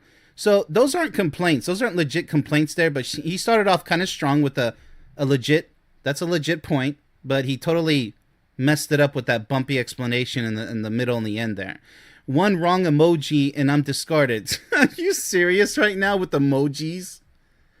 That's even better if she discards you because of an emoji, because you'd have to be stupid to discard somebody over something so stupid, right? You should be rejoicing. Oh, she left me because I put the wrong emoji or a smiling emoji and she took it the wrong way. Well, too freaking bad. Let her go. Move on. Next. You need somebody mature, people. Not somebody getting all butthurt and getting their panties and G-strings tangled and, you know, all bunched up over a freaking emoji. Grow up. I love using emojis, but, you know, my girl isn't going to get it confused with, oh, you know, why did you use this, you know, emoji? Because she's extremely mature. You get it? Got it? Good. Okay. You're not getting to know me. This is so funny. You're vetting a candidate for a position I didn't even apply for. Well, then why are you messing around with her? You are applying. It's kind of a jackass statement there. The talking stage isn't a conversation. It's a deposition. And will you just stop with the analogies? And I'm presumed guilty until proven husband material. Stop it. You guys are both evaluating each other. That's what's called getting to know each other. It's all about resumes. Mental and emotional resumes. You know what I'm saying? His point is that women often approach early dating as a high-stakes screening process. It is a screening. What are you talking about? It is a high-stakes screening process. Like, were you born yesterday? All right, I'm not liking number 1. You know, he got 1% correct. 99%, like, it's just, we're back to the bitch fest. Treating every interaction as evidence in a case rather than a genuine opportunity for mutual discovery. Oh, but it is all about mutual discovery. What an idiot. Number 2, strike 1. The free entertainment economy. You expect me to carry the conversation, plan the hypothetical dates, and provide the emotional spark while you sit back and evaluate my performance. Are we bitching again about number 1 all over again? Is this a sequel to number 1? Are we really going to do this right now? It's not talking. It's an unpaid improv audition. Oh, great. Back to the... Oh, back to the examples, the exaggerated examples, I swear. I'm entertaining you with my personality, my humor, my effort, and your contribution is lol, laughing out loud, and a judgment. Well, okay. Yeah, I mean, if she's an immature goofball laughing at everything, then she's pretty much an airhead, right? A dumb airhead. But shame on you for choosing a dumb airhead to continue collaborating with, right? On a possible future relationship. You're just as responsible, buddy. I mean, I'm going to say lol at this point. I'm performing for an audience that hasn't even that hasn't even decided if it likes the show yet. Well, you shouldn't be putting on a show. You should be really serious about this. His point is that the talking stage often places the entire conversational and romantic burden on men. Does it, though? Requiring them to perform and pursue while women passively evaluate, but you're supposed to be evaluating too. Creating an exhausting power imbalance. It's not about power, buddy. Stop it. From day one, look, you're having the same problem as the women on the left. The same damn problem. Like, shut up already. You're choosing the wrong women. You should spot these red flags like that. A snap of a finger. Like Thanos style. Seriously, man. Thanos, whatever. You really should be paying more attention. Because these two paragraphs here, from different guys, they're both complaining about the same thing. But guess what? Guess what, amigos? You both made the same mistakes. You're messing around with the wrong women. Yeah, because, she's so hot. She said the right things. I think she likes me. Do you think or do you know? There's two big differences right there. There's like a really thick line between those two words. Don't think she likes you. Know she likes you before you proceed with the relationship or the potential relationship. You are evaluating her just as much as she's evaluating you. It's nothing to do with power. You both have the power. So stop whining. Be a real man. You really gotta straighten those eyes of yours, perk those ears of yours too, and really pay some serious attention. Number 3, let's see if he strikes out just like the women who struck out, 3 times. Okay, so number 3, the pen pal trap. We've been talking. Isn't this like the same as number 1? You call it talking. We've been talking. You expect me to carry the conversation. It's not talking. Well, you guys are all complaining about the same garbage. We've been talking for 3 weeks, and you still won't agree to a simple coffee. My guy, how pathetic can you be? Why are you still pursuing her? That's like a whole month, and she doesn't want to have a coffee with you? Move on. What a loser. What an idiot. Are you gonna, how many, you take life for granted. 3 freaking weeks trying to pursue somebody who's not even interested in having a coffee with you. And I don't care what the excuses are. Move on. Stop it. You're literally wasting hundreds of hours, if not thousands. I don't know how many hours there are in a month. You go do the math. I got better things to do. All those freaking hours, those days, those weeks, right? 3 freaking weeks obsessing over somebody who's not even interested in you. What an idiot you are, right? You should know after at least 1 week, get the damn coffee together or something else. Doesn't have to be a coffee. If, the location of the Starbucks or whatever it is, I don't care. Change the plan. Meet somewhere else. Find out where she works. Not like a stalker creep, but you get the idea. You have to learn how to bend with the winds of change. Because that's really poor responsibility in your behalf. Oh, it's her fault because she won't have a coffee with me. Cry me an ocean, buddy. We don't need more salt water in this world, I swear, but go ahead and cry all those salty tears about she won't have a coffee. It's been 3 weeks. What an idiot. Every time I ask, you're busy or you're not ready. Get a clue. Right? Get a freaking clue, dude. You want the comfort of my attention without the risk of my presence. You're collecting validation. How are you establishing all this as fact? How? These are all assumptions. Maybe she's just not even interested in you and she's blowing you off. Not in a good way, by the way. Not building connection. Well, duh. That's a duh moment, isn't it? Captain Obvious. I'm not your boyfriend. Of course you're not. You don't even know each other yet. I mean, if you were her boyfriend, she wouldn't pass you up for a simple cup of coffee. Which after 3 weeks of ghosting you, I'm not. I'm your notification. A warm body in your phone. Stop it. There's no warm bodies in phones. Stop it, dude. That's so cringe. Who makes you feel wanted? No, you're obviously not. You're not wanted. You're not America's most wanted right now because you're not acting like a real man. You're not her most wanted, on her FBI list or what. Look, man, you're just sucking right now, and not in a good way, man. You're not. Wow. You're just sucking for air because you're just hyperventilating over something that is pretty mighty obvious. She doesn't like you. She doesn't care about you. Move on. I don't care if you're one of those idiots who sees like, but some other guy's gonna get her and she's a real catch. Well, then all of you are losers pursuing that piece of garbage. And you know what? Maybe she's not a piece of garbage. Maybe she just doesn't like you for XYZ reason, and she's a great woman. We don't know that. But all I know here is that you're being rejected indirectly, so you need to turn that into direct rejection and move on. If she comes crawling back later, wanting, oh, I'm finally ready for that coffee, say, nah, too bad, you snooze, you lose, too late. Because what if you're a great guy, and you're like, well, I'm not sure, it's been 3 weeks, I'll give you the benefit of the doubt, I'll toss you a bone. Well, then she's the idiot. Isn't that true? It is. Okay, yes or yes? All right, make up your mind. Wanted until a real option appears. Okay. His point is that some women use the talking stage as an endless source of attention and validation. I don't even know what the talking stage is. Like, what are you guys talking about? Is this a new term?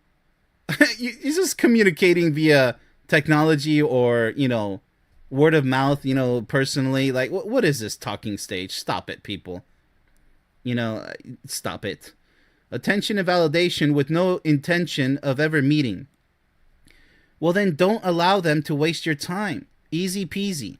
Treating men as digital companions who exist only to fill emotional gaps between actual dates because you're the sucker. You're the sucker doing it, buddy. All right, so, strike three with, both the men and the women lost. It's just a total catastrophe here, total loss. Everything, like, there's just bodies everywhere. Nobody won this battle, this gender battle of the stupid gender war.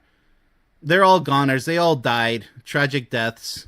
Actually, a lot of them committed, they took their own lives here because, really, they fell on their own swords. That's how retarded this was. I'm not impressed. This was sad. Women didn't win. Men didn't win. I'll give the bone to the women because, some of those talking points were legit, but it's just bitching and whining and complaining. No, my final verdict is no, thank you. That's just like a dumpster fire of just pure garbage. What a landfill.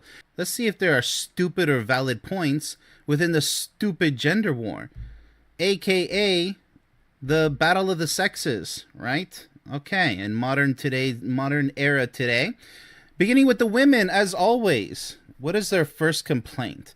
Number 1, the bare minimum bouquet.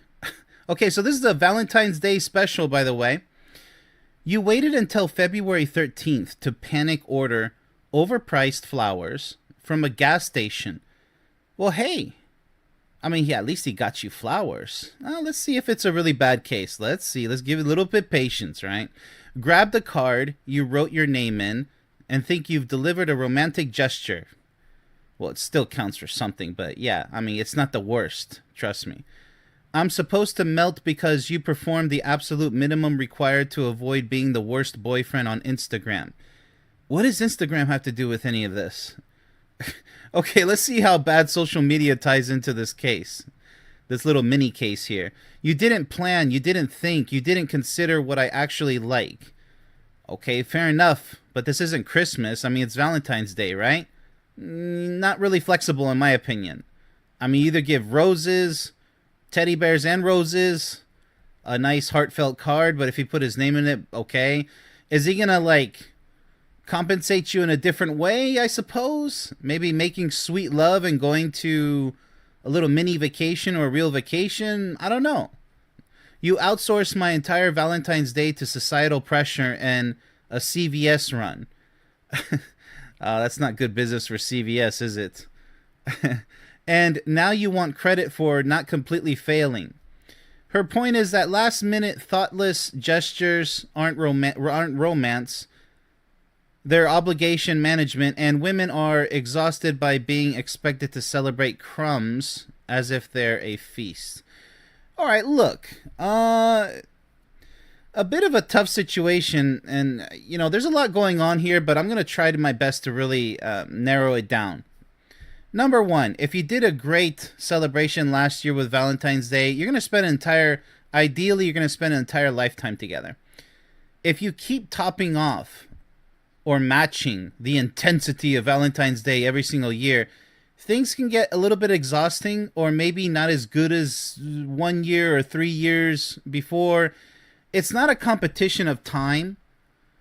Just try to make it special one way or another, mutually, both of you, not just one of you. That's the goal here, people. I mean, look, surprises are nice, but you gotta be realistic, okay? You can't be expecting, like she's saying here, okay, absolute minimum. I can understand why she's frustrated with that, but at least he remembered. I don't know. I mean, it's not the worst case scenario, but I feel your pain. I understand. I don't know what Instagram has to do with any of this. That's just garbage, okay? If he just cares about his image online and he just got you something just to get you something, yeah, that's a conversation that you guys need to have, because that's a little concerning. But, about sweeping you off your feet completely every single Valentine's Day, every single year, that can get exhausting. Just do something special together. You guys can get mutual gifts, obviously. Maybe go out shopping together and buy something for each other. It doesn't have to be freaking surprises every year, people. Ugh. Just, I don't know, buy a nice ring for your wife, your girlfriend. It doesn't have to be the most expensive ring. A pair of shoes. I don't know. It's kind of like a semi-Christmas type celebration with a gift involved.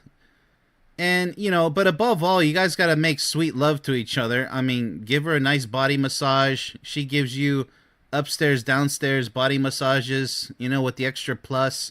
Happy ending included, all, with the big bow tie. You get the freaking picture. That's the most important part, just ironing each other in the bedroom, if you will. Nice and hot and steamy. But, yes, ideally, you guys got to do, I don't know, go out to dinner together. At least write a card. I mean, it's a little bit old school. I can see why people get pissed off about the freaking card part. Look, I get it. I like writing cards. You don't have to like it. So if you don't like it, at least substitute it with something equally as passionate with the words you tell her. But, if you end up with somebody toxic, then you're going to say, well, that's cheap, You don't want a toxic partner, number one. But, at least invest something, damn it. I don't know, but don't do a CVS run as described here. That is a really cheap, it is cheap. Look, if you're running short on money, you gotta improvise. You have to, okay? Look, you don't have to celebrate freaking Valentine's Day or Christmas, heck, even Thanksgiving, any holiday together. If you guys don't believe in it, you guys gotta mutually agree on that. But if one of you expects something for the holiday, or holidays, plural, you gotta do something, okay? I don't care if you don't like it. I mean, what's your problem if you don't like it? If you guys are going to be together and it's going to be a big problem if something's not happening when it should be happening according to what you guys both agreed with in the beginning, you can't just stop celebrating things, okay, people? You can't. Unless your partner's okay with it. That's the only red stop right there. Your safety net. Don't worry about Valentine's today, honey. I mean, we're both tired. We're not doing good financially. Let's just stay in and let's just, cuddle together with the time that we have. Maybe you guys are overworking. Look, there's a lot of tragic case scenarios, but ideally, if you guys have some time, use it. I mean, it's not rocket science, people. It really isn't. So that's kind of sort of my advice for you guys is you got to do something if you guys agree to something. Capiche? I mean, that's the way we're going to open this up. Let's move on to number 2. Let's get more specific. Number 2, the performance audit. Every other day of the year, you're emotionally unavailable, distracted, and minimally invested. Then Valentine's Day arrives, and suddenly you're posting couple photos, writing captions about how lucky you are, performing devotion for an audience that wasn't watching a relationship die. Okay, so that's bad if your relationship is dying, right? That's kind of hypocritical. Like, look, you can't be living two lives, people. It's okay to share stuff, about your life online if your partner's okay with it. But if your partner's obviously not okay with this scenario, right? Then just don't do it. It is insulting. It is. Because if things aren't really going good and you're posting things like if they're going good and your partner doesn't agree with it, you're just playing with fire. And it's not right. It's not fair either. You don't want to celebrate us. You want to prove to everyone else that we're fine. We're fine. Okay. Our romance isn't for me. It's for your feed. Yeah, see, that's where I draw the line. Stop living for people online. Look, I do this because I care about people, but it's not my life, okay? Doing shows like these, I'm not going to share all of my personal life with you guys, not even a little bit of it maybe, who knows in the future. It just doesn't matter. The content matters. But in this case where I've seen so many people, and a lot of people already know this, you post almost your whole private life online. It's not that nobody cares, but a lot of people just don't care, right? It's not necessary. Focus on the content that you're producing. It's not always about the man behind the microphone or behind the camera and mic. It's not. If you have stuff to teach or to share that's productive, that's entertaining, go ahead and do it.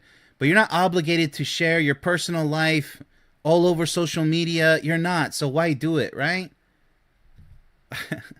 All right, so I'm not your partner. I'm your alibi. Her point is that performative public romance, yeah, I guess you can call it that. That's kind of creative, often masks private neglect, turning Valentine's Day into a PR campaign rather than a genuine celebration of connection. Yeah, so public relations, that's kind of putting it kind of a little bit funny there. All right, so that's obvious, right? That's an obvious no-no. That's a no-go. That's you got to be stupid to post your life online when your partner has a problem with that. All right, so number 3, the expectation versus reality chasm. You think dinner and a card covers it. Well, it could. Let's see what she means here. I think about 364 other days where you didn't notice me. Okay, so look, has nothing to do with Valentine's Day, right? If your relationship is in the garbage bin, it's time to burn it. It's time to empty that garbage bin and call it quits, right? I mean, why keep kicking a dead horse? It's not going to get back on its feet. You didn't choose me, didn't make me feel seen. And now, one night of candlelight is supposed to erase a year of emotional absence? Yeah, it's over. It's over. It's just putting on a mask and trying to put on a show in a theater. It's obviously over, okay? If you guys are in that situation, call it quits. Stop wasting each other's lives. I don't care if you have kids. I don't care if you're married. Just press the huge red button on all of it. Just totally. Valentine's Day doesn't exist in a vacuum. It's the annual audit of how you show up the rest of the year. And when the books are open, most of you are bankrupt. Well, like I said, do what you guys can afford, but do something. I don't know, even if it's a special picnic, get in the car, go drive somewhere peaceful, or go to a hotel and share the cost of the hotel. I mean, make it happen, people. I mean, you guys really exaggerate with bankruptcy here. You're not buying me flowers. You're trying to bribe your way out of an indictment. Her point is that Valentine's Day magnifies existing relationship dynamics. It could. It can't compensate for consistent neglect. Well, I mean, if it's going on, then like I tell you, it's just dead, right? It's a dead relationship, dead end. And women feel gaslit when grand gestures are used to distract from everyday emptiness. Well, look, sorry to hear that, but yeah, like I said, you can't kick a dead horse. It's time to move on if that's the case. Really sad there. Let's go ahead and shift gears over to the men because not much we can do about that last one there. Number 1 for the men, the anxiety industrial complex. You've been trained by society and social media to expect a production, candles, roses, expensive reservations, a perfectly wrapped gift that proves I get you. If I miss any detail, I'm not just forgetful, I'm a failure who doesn't love you. That's a fair point. Surprisingly, coming from the guys here, that's a very fair point. Sure, because if your woman expects like all this grandiose, expensive stuff every single year, and then Christmas comes about, and then the birthday comes about, that's already 3 times in the year where you expect expensive stuff. And let's be realistic, people. There's only 4 quarters in the year, right? So, okay, first 3 months, second 3 months. There's only so much you can save for these, powerhouse events. Those are the top 3, okay? Oh, my bad. Then there's your birthday. Then there's the anniversary. You see where this is going? Come on, be realistic, people. You can't expect every single celebration during the year. I mean, a year is a really long time, but think about how much money you have to save for each grandiose celebration. A crazy expensive, like this guy's saying, expensive this, expensive that. It's not realistic, okay? It's not mature either. You guys have to know how to balance the budget, Bill Clinton style. Let's go ahead and continue with this. You've turned a day about connection to into a performance review where anything less than excellence is evidence of inadequacy. Right. I'm not your partner on Valentine's Day. I'm an event planner whose job security depends on your satisfaction. Well, it's supposed to be mutual, right? So yeah, I can see why he's complaining here. He's probably with a toxic girlfriend or wife. I get it. Ungrateful, which is the worst you can ever have. His point is that the pressure to deliver a flawless Instagram... stop with the Instagram. What's with the Instagram? What's with the Instagram? I cringe so bad. Who cares about that? Instagram-worthy Valentine's Day has become paralyzing, transforming genuine affection into anxious performance and making men feel like they're serving a demanding client rather than celebrating a partner. Okay, if that's how you feel, it's time to call it quits. Just like I told the lady in number 3 with the women. It's time to call it quits, buddy. I mean, if she doesn't have gratitude, you're with the wrong person. And men out there, if you don't have gratitude for the things she does for you or gives, to you, then it's mutual, right? It goes both ways. But in this case, we're talking about the women being toxic. So, okay, so point for the men. I fully understand that. I fully support that. If you're with somebody who's ungrateful, an ungrateful female bastard. Number 2, the comparison trap. It's not about what I do. It's about what her boyfriend did. Oh, boy. Living in the shadows of her boyfriend or whatever, ex-husband. Yeah, that's kind of sad. That's kind of sick. Her roses were bigger. His reservation was fancier. The gift from her friend was more thoughtful. I'm not competing with your expectations. I'm competing with every curated highlight reel you've scrolled past this week. My effort is measured against strangers' best moments, and I'm set up to lose before I even start. Valentine's Day isn't about us. It's about you measuring me against men who don't exist except as filtered photos. All right, can we really stop with the social media? Oh my goodness, here we go. His point is that social media has poisoned Valentine's Day. No, it hasn't. You guys need to put the screens down. Can you guys just do that? I mean, especially on Valentine's Day. Can you guys take a vacation from social media on Valentine's Day? Like, I'm doing this for educational purposes, but by golly, I mean, I fully enjoyed, Valentine's Day. I always do. But, I love doing this, and that's a passion of mine. But these guys out here who live on Instagram 24/7 and they post their real life stuff, you guys got to get a life. That's not a life. It's not working out, Chief. By turning it into a public ranking system where genuine gestures are devalued against impossible, curated comparisons, leaving men feeling they can never be enough. Okay, just like number 1, you're with the wrong person. Number 3, the 1-day expectation versus 365-day reality. You demand a fairy tale on February 14th, but the other 364 days you're exhausted, critical, and too busy for intimacy. Sound the alarm once again with the wrong person. My goodness gracious. You want romance on demand, but you're not available for connection the rest of the year. I'm supposed to conjure passion out of thin air for a specific calendar date, while our everyday life is a desert of emotional distance. Valentine's Day doesn't create love. It exposes its absence. And you blame me for not manufacturing what we haven't built together. His point is that Valentine's Day can't manufacture intimacy that isn't cultivated daily, and men resent being solely responsible for a romantic performance when the foundation of mutual connection is missing year round. I get it, but look, all of these points are complaining about a poor relationship. It doesn't have, I mean, the women were pointing out over on the left, that the gifts that you're giving or not giving, but the men here are just complaining about the women being demanding. Well, it makes sense, right? Because usually for Valentine's Day, you go to I don't know if it's still open, but Victoria's Secret, because they've been shutting those things down pretty much like crazy. Some type of lingerie for your woman, some roses, a cute little teddy bear or stuffed animal, whatever. Maybe shoes or makeup, or I don't know.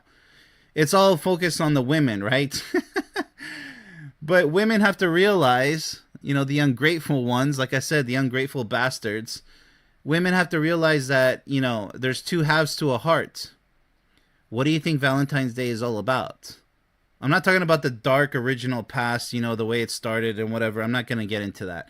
I'm saying that generally it's supposed to be celebrating your relationship, which you better be in a relationship. Otherwise, you're losing in life. You're not a loser if you're trying to find somebody, but you're losing. You're not winning, okay? If you're taking a break from a bad relationship, good for you, but you better get your ass back in there. So going back to the topic. Okay, so Valentine's Day, as long as you try, as long as you guys both agree with the financial spending, right? The quality time, you guys make it happen. It's mutual. It's a mutual freaking effort, people. The burden doesn't go all the way on the guy and his wallet. If you guys are, boyfriend, girlfriend, I get it. But you still got to talk about it. You can't always rely on, oh my goodness, I got to buy her the most expensive things, and I got to surprise her, and I got to do better than last year. And Stop with the freaking stress. Stop it.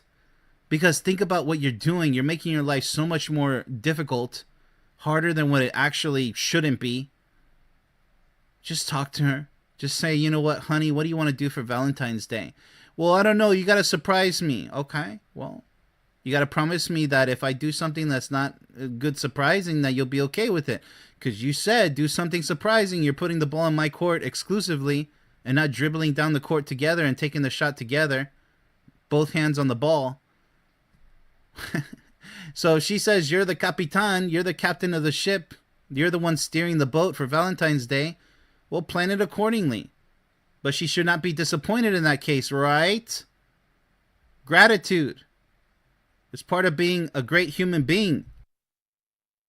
If you're not grateful, you don't have a sense of honor, especially to your partner. And if your partner can't afford that much, then be understanding. It's part of being realistic and loving.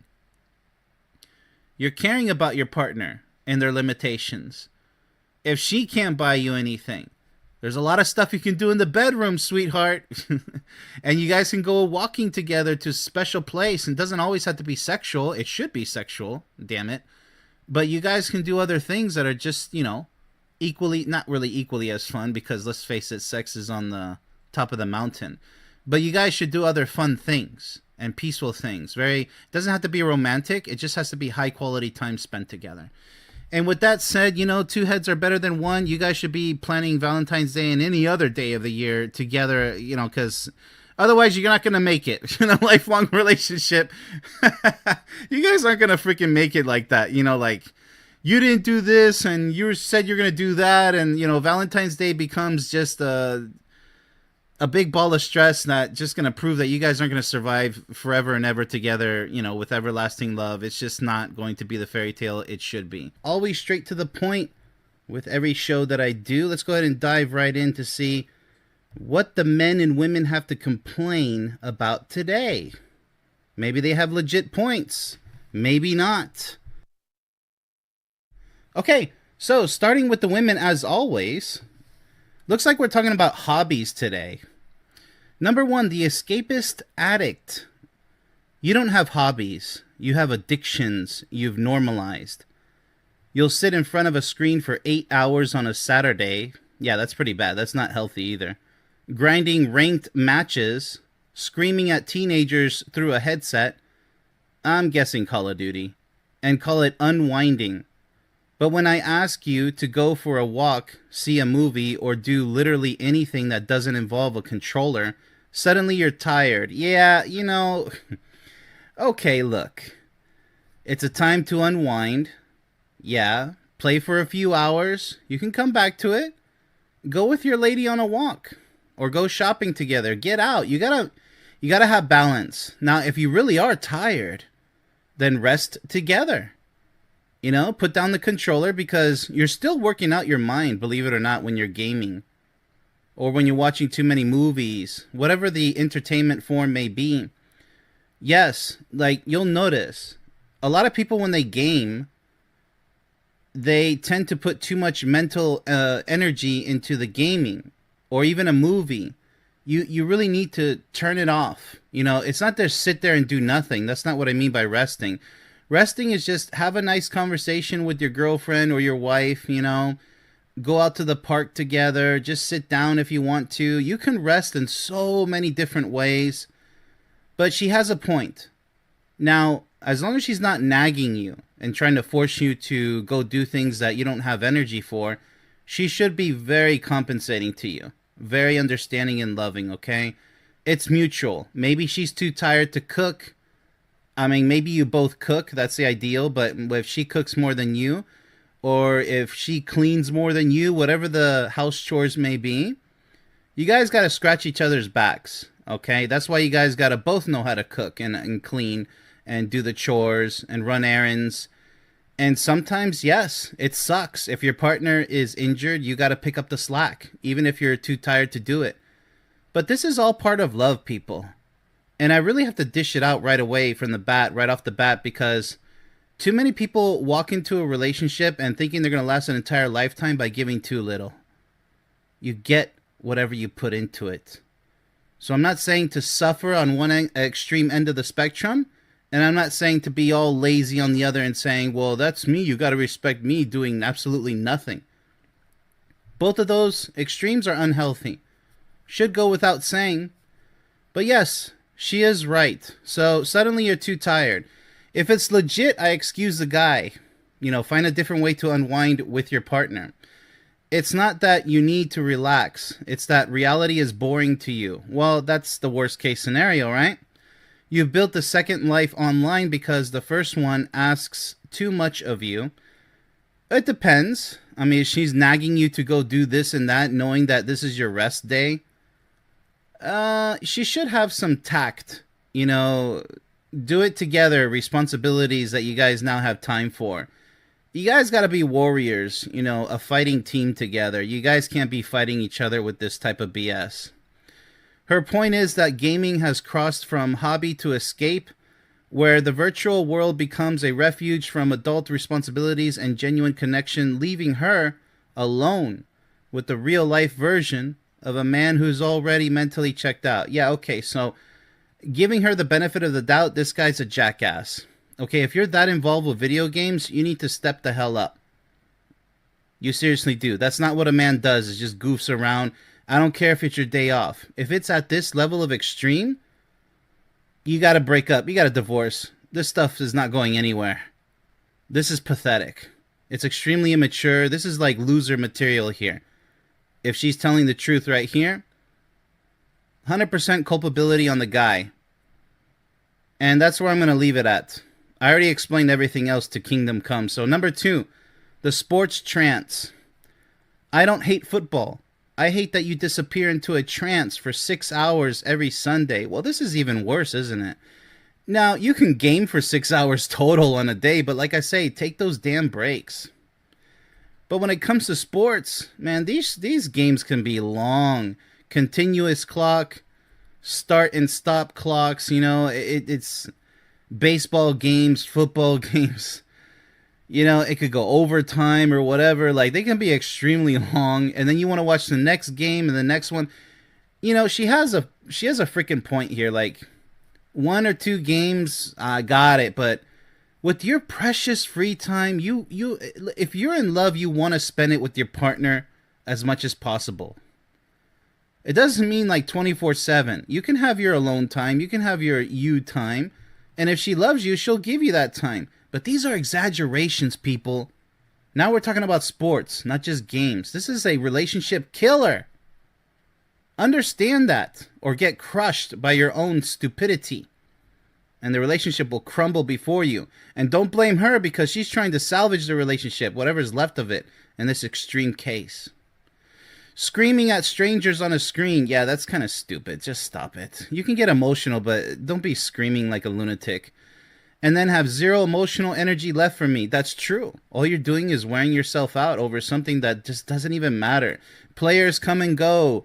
The losing team becomes the winning team next year or loses for 5 years in a row. Who cares? You can be excited and do it as a hobby, but not as an obsession. You can remember obscure stats about a backup tight end from 2004. Nothing wrong with that, but if it's obsession, yeah, cut it out, man. But forget our anniversary. See, this is what we're talking about. A total goofball, a loser. Forgetting about your anniversary. You can cry over a playoff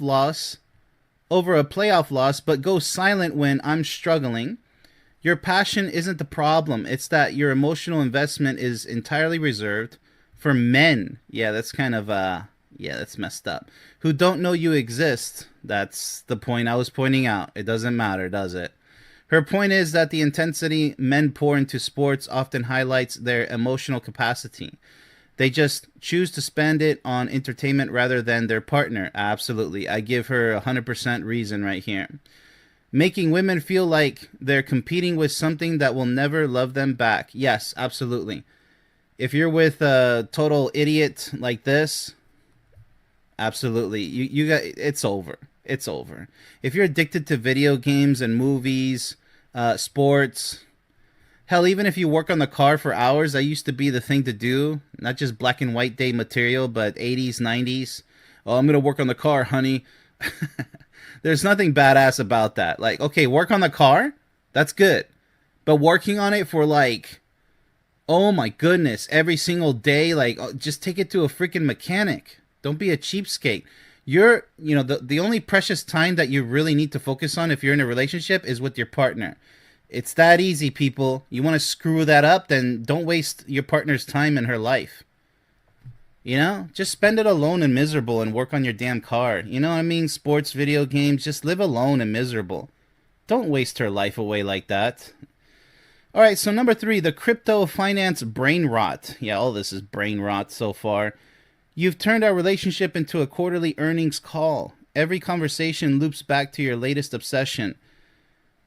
NFTs, the stock market, everything's bold here. Some YouTubers get rich quick scheme. You can waste a ton of time on YouTube. You better control yourself.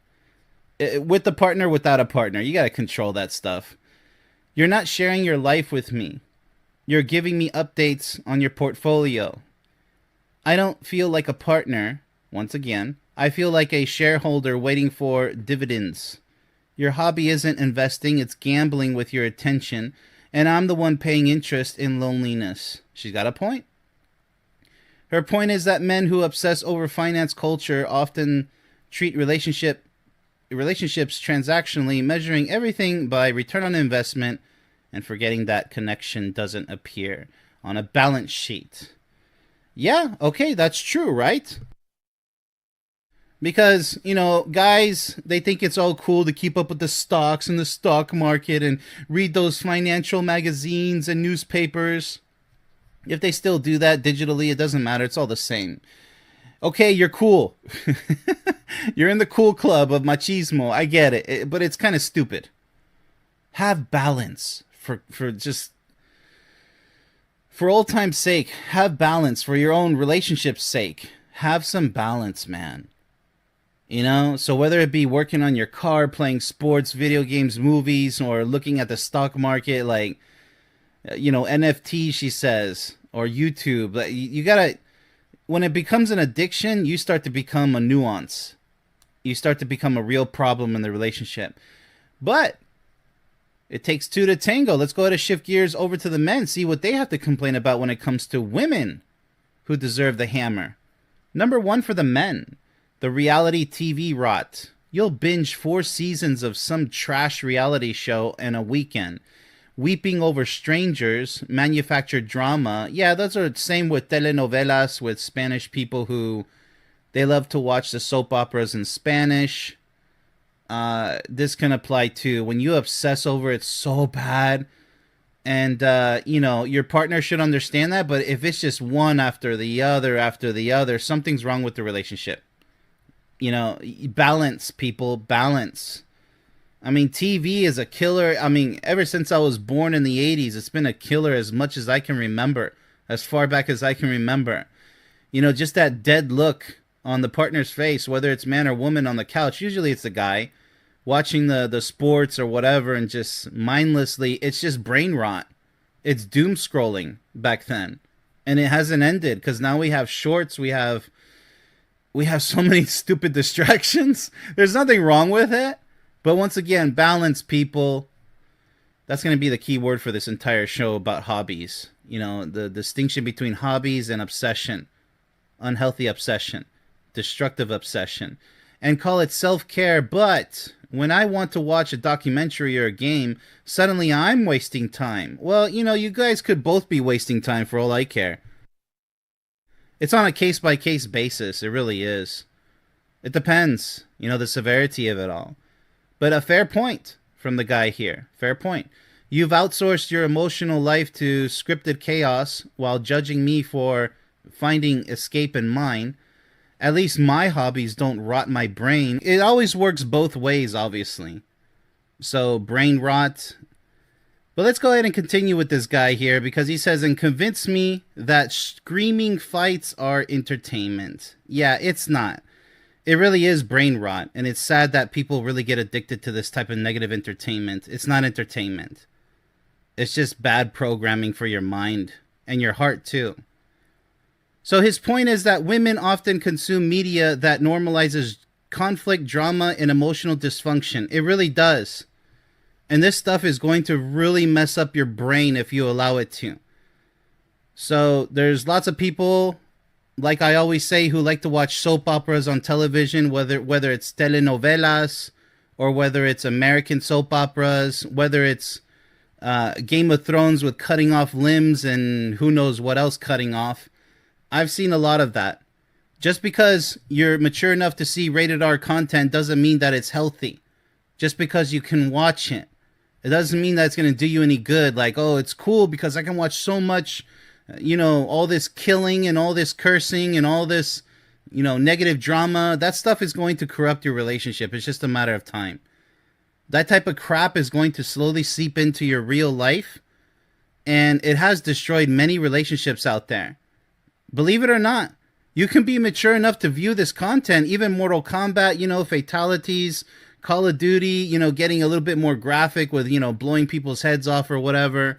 I mean, all these animations, yeah, you can be numb to it because you're well conditioned, but it's taken away from beautiful images in your life that need to overpower those images. So when you have an imbalance watching too much violence that's being glorified just beyond a healthy level, you have to be aware of that. You really do.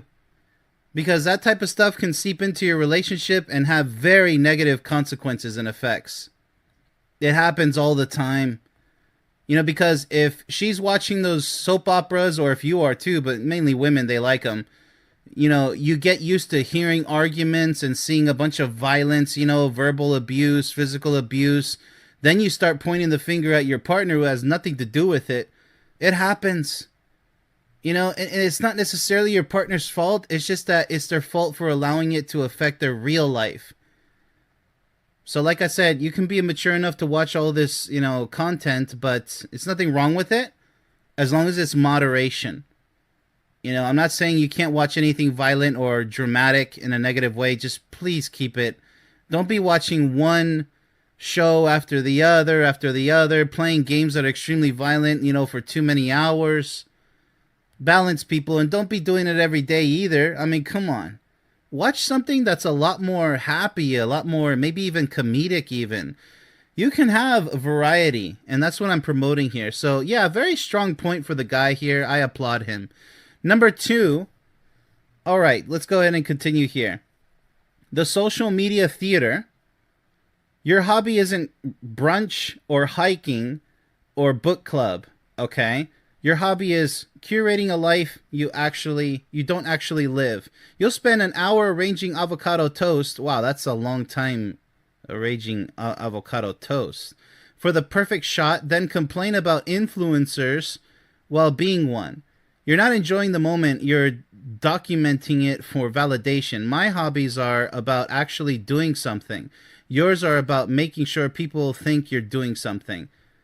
Okay, so we're talking about social media. This is another addiction. Absolutely. I agree with this guy. Social media is yet another unhealthy addiction if you're addicted to it.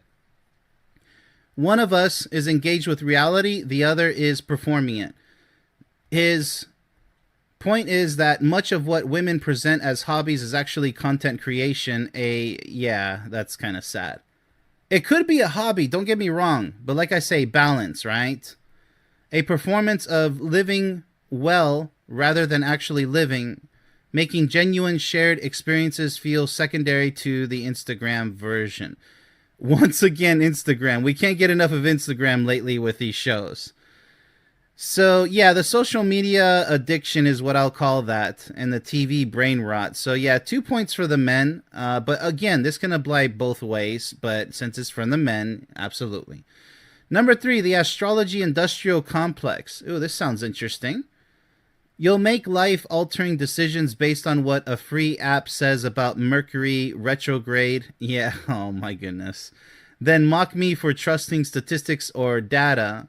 You'll read your horoscope like it's gospel. Yes, yes, and yes. I really can't stand it. Like, this is the... Okay, here's really quickly my view on freaking horoscopes. I take all the good from everybody's horoscope and I apply it to myself. That's what I strive to be. All the bad stuff, I throw it away in the garbage. Like, I'm a Leo. I agree, but I also disagree with a lot of it. I agree with some of it, sometimes a lot of it. But do I allow a horoscope to dictate the way I should live my life? No. It's really cool that, oh, I'm a lion, I'm really strong. Okay, that's cool. You know, everybody else has their sign. I don't know how you can get excited about being a crab. You know, Cancer, crab, okay. I don't know how you can get excited about that, but whatever, to each their own. I really don't care. Just take the good from your horoscope readings, but don't go all crazy with it saying, oh my goodness, something bad's going to happen because my horoscope. Don't allow it to dictate your life or just crying out loud, seriously. You got to be a mature adult and take everything with a huge grain or two of salt and pepper and another spice, maybe curcumin. Get creative with it because horoscopes can't possibly apply to everybody and anybody. Just because it's a freaking horoscope. Does astrology have some weird, phenomenon? Yes, it does. Sometimes it's a little scary. But most of it, even if it's correct, even with a horoscope or without a horoscope, you still have a life to live. Capiche? You understand that? So live your life and just use that as a form of maybe entertainment or maybe, hey, that's interesting. Leave it at that. All right, but don't allow it to start reshaping your life and making all the... Because people take it to an unhealthy extreme, and it can ruin relationships and families even. You'd be surprised. Oh, it's just a horoscope. Nah, not with people who are obsessed on an unhealthy level. So, yeah, big bone to this guy right here. Absolutely, I agree with him. Like it's gospel. But call my interest in finance or fitness obsessive. You could be obsessed with fitness, by the way. That's another one. Possibly. Way too many hours working out. But I would take that over the horoscopes, absolutely. You've built an entire belief system around vague predictions written by someone who's never met you. And I'm supposed to respect that as spirituality. No, it's not. It's not spirituality. I agree with him. That is not spirituality. No, it's just something interesting, but should not be taken as gospel, ever. It's not a hobby. It's a permission slip. Yeah, it's not even a hobby. Astrology is not a hobby. Stop it, people. Stop it. That's like tarot cards. That's kind of a hobby because it's a little goofy, but it's like techniques and stuff you got to memorize, okay? But, I mean, I really don't consider that a hobby. but it's more of a hobby than horoscopes, I'll tell you that. To avoid accountability, yeah, it's a permission slip. It is a cheap excuse to avoid accountability. Well, my horoscope said so. Just take the good things that it says, like a fortune cookie. It's nothing but like a Chinese restaurant fortune cookie, okay? Stop it. It could come true and it makes it awesome, right? But if it doesn't come true, doesn't mean all hell has to break loose, right? Chill out. It'll be fine. It's fun. Leave it in the fun category, okay? Don't allow it to control your life. It's cool. It's interesting because sometimes it's really hell of a right, prediction. But just leave it at that, people. His point is that women often embrace pseudoscience and magical thinking under the guise of self-discovery, then dismiss men's interests as shallow or obsessive, ignoring that at least the man's hobby is grounded in something real. Yes, so I'm on the guy. Okay, so 3 points for the men. Those are legit, complaints. And 3 points for the women. So in this battle of the sexes today with the gender war, the stupid gender war, actually we have, I don't know if this is our first 100% legit show, or maybe our second, I don't know. But it is rare to have 3 valid points and another 3 valid points with both sexes here. Both genders. I absolutely am very happy with today's show. Wow, very positive because all this applies to so many people out there who unfortunately suffer the negative effects of such as obsessions, not hobbies. Huge thick red line between, not really a red line, but warning you that, yeah, it is kind of a red line if it's warning you that the next step is no longer a hobby, it's an addiction. So don't do that. Don't do it. Interesting hobbies, fun hobbies. Hobbies are hobbies, but don't let it become an addiction that becomes unhealthy, okay, people? Have control and balance. That's all I can say about that. Really awesome show. I really liked it. Let's see just how intense today's show is. Alright, so the gender war, if you're new to this channel and this show, otherwise known as the Battle of the Sexes, let's go ahead and see what the women have in store. We always start with the ladies first. Now, the theme for this show is going to be, after marriage, everything changes for the worse. And we're going to see what the women have to complain about and what the men have to complain about. So, number 1 with the women, the contract switcheroo. You showed up to the audition playing a completely different character than the one I married. You were romantic, attentive, ambitious. You courted me like I was a prize. Well, that's the idea. The second the ring was on my finger, the performance ended. That could happen.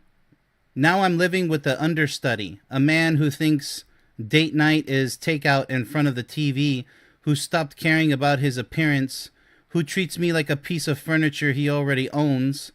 You didn't settle in, you dropped the act. And now I'm stuck married to a stranger I never would have said yes to.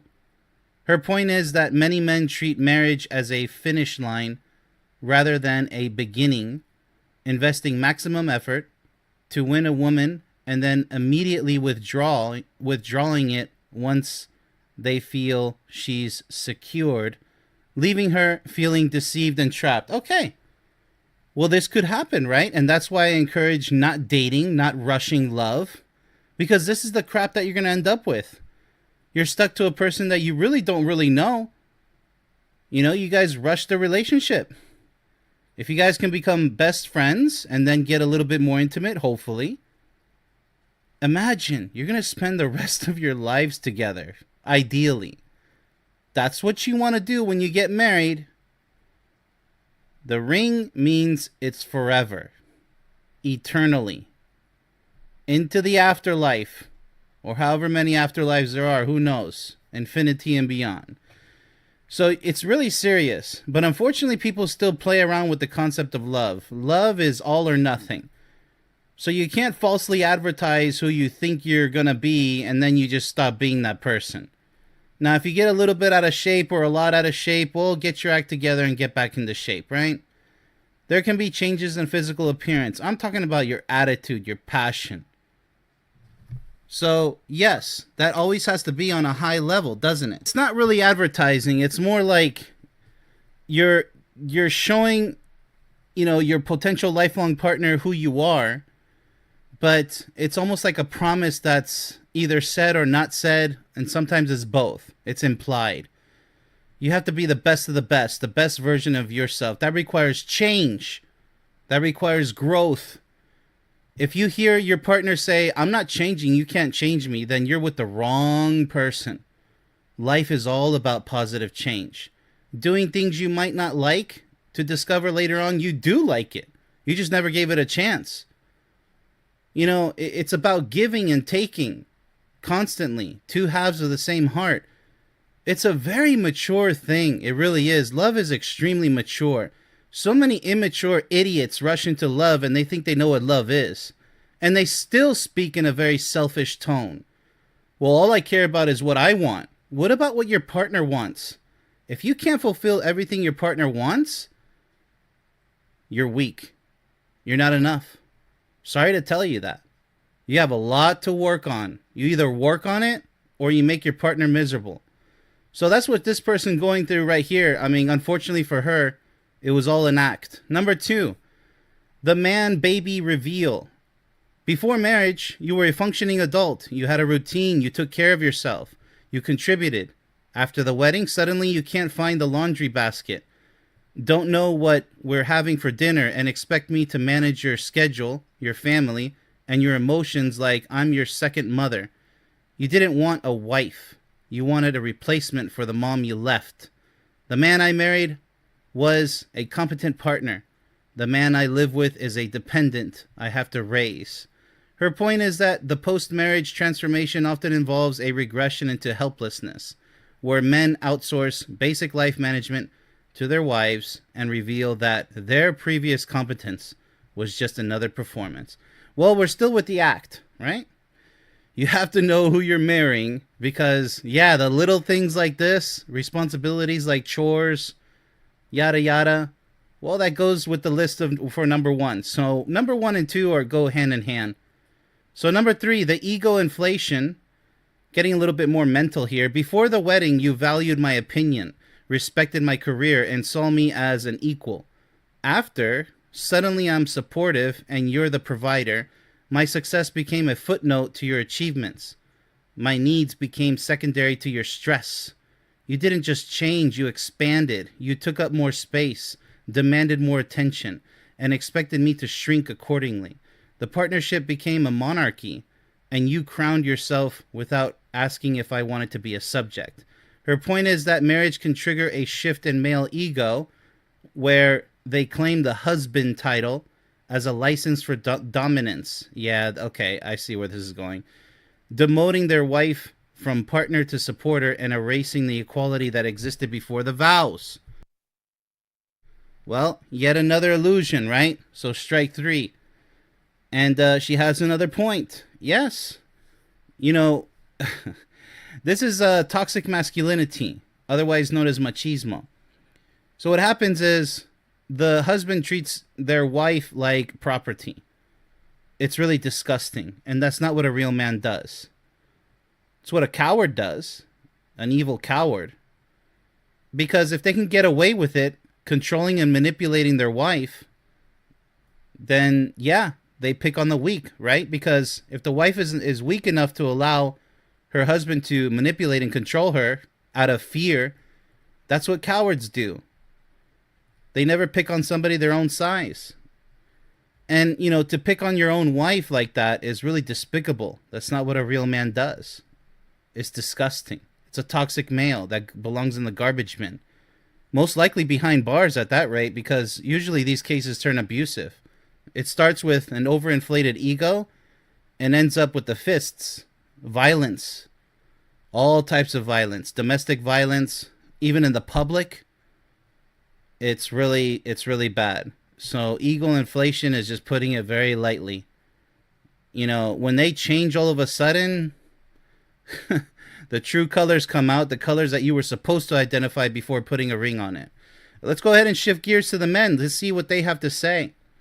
Number 1, the goalpost shifter. Before marriage, you loved me for who I was, a work in progress with potential after. You became my full-time editor. Every habit you used to find endearing became annoying. Every quirk became a flaw to fix. You didn't want a husband. You wanted a renovation project. The man you married wasn't enough, so you decide to remodel me into someone else and now resent me for not being the original version you claim to love. Okay.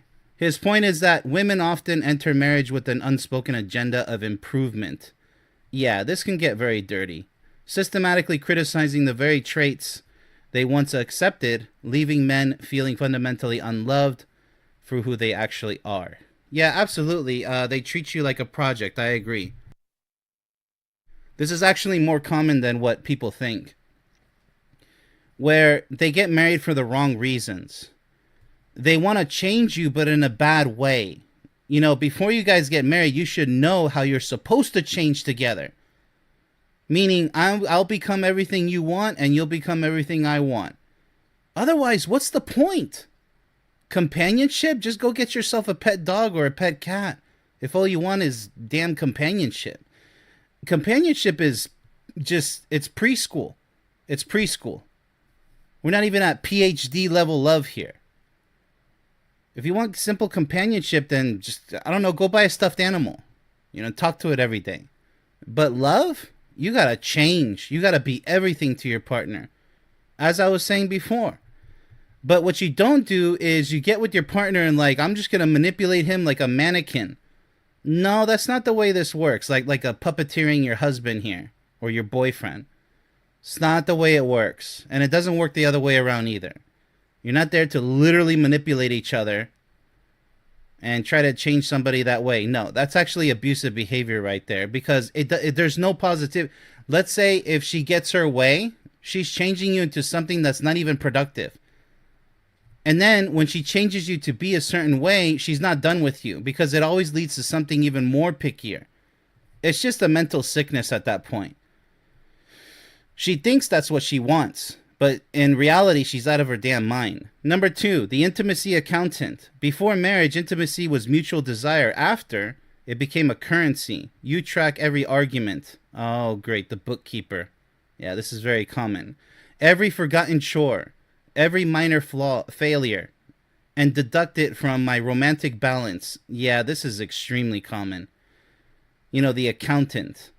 When I initiate, I met with a ledger of my recent shortcomings. You've turned physical connection into a performance review where I'm constantly failing to meet quota. Yep. The woman who wanted me became the woman who judges me. And the warmth I married froze into calculation. His point is that post-marriage, many women weaponize intimacy as a reward system. Withholding, yeah, this is like social credit scoring for like China. It's like a nightmare on earth. It really is. Withholding connection based on behavior and transforming what should be a source of bonding into a tool of control. Yeah, that's exactly what it is because it's like the guilt trip. Remember this one time way back when we... Enough. You guys got to grow from your past mistakes. If you're unable to move on and one of you or both of you are still living in the past... You guys are not happy together in the present, and your future is going to be very grim. You can't live in the past. Get over it. Grow up. Grow the hell up. You probably made mistakes with your partner. They probably made mistakes with you. Don't claim that, no, I didn't make any mistakes. It was all your fault. What the hell is that? That's not love. That's not love, people. Anybody who says that love is just blatantly wrong and disrespectful. Both partners will trip up over their own toes, over your toes. It's like a dance. Sometimes you're going to step on each other's toes more than once. Guaranteed. You're going to have nasty arguments, most likely. What counts is, do you guys still want to be together? Do you still want to make it work out for an entire lifetime? Yes or no? Because if the answer is, I don't know, or maybe, then yeah, you're wasting each other's lives. It's all or nothing. So shut up about the past, live in the present, and move forward. That's what love does. Love creates a constant clean slate. Now, if it's abusive behavior going nowhere fast, you can't forgive that crap. You can't. And most likely you're going to have to terminate the relationship because it's not going to work. If you're in the abusive category, it's not going to work. History's going to repeat itself. The guy has problems, or the woman has problems, or you both have problems. But most likely, you guys made some honest mistakes. It doesn't matter who was culpable. Just forgive each other and move the hell on. Stop. Oh my goodness, man. If you really love each other, shut the hell up and just live in the present, because the future awaits you. I'm sorry to put it so bluntly, but that's the way love works, people. What are you going to do? Argue again and again over the same crap over and over again, ruining what could have been beautiful moments right now and in the future. Like, just stop it. Maturity is all about, it's not about, oh, I can't forgive and forget, or I can forgive, I can't forget, but I can forgive, I can't. Like, just stop it.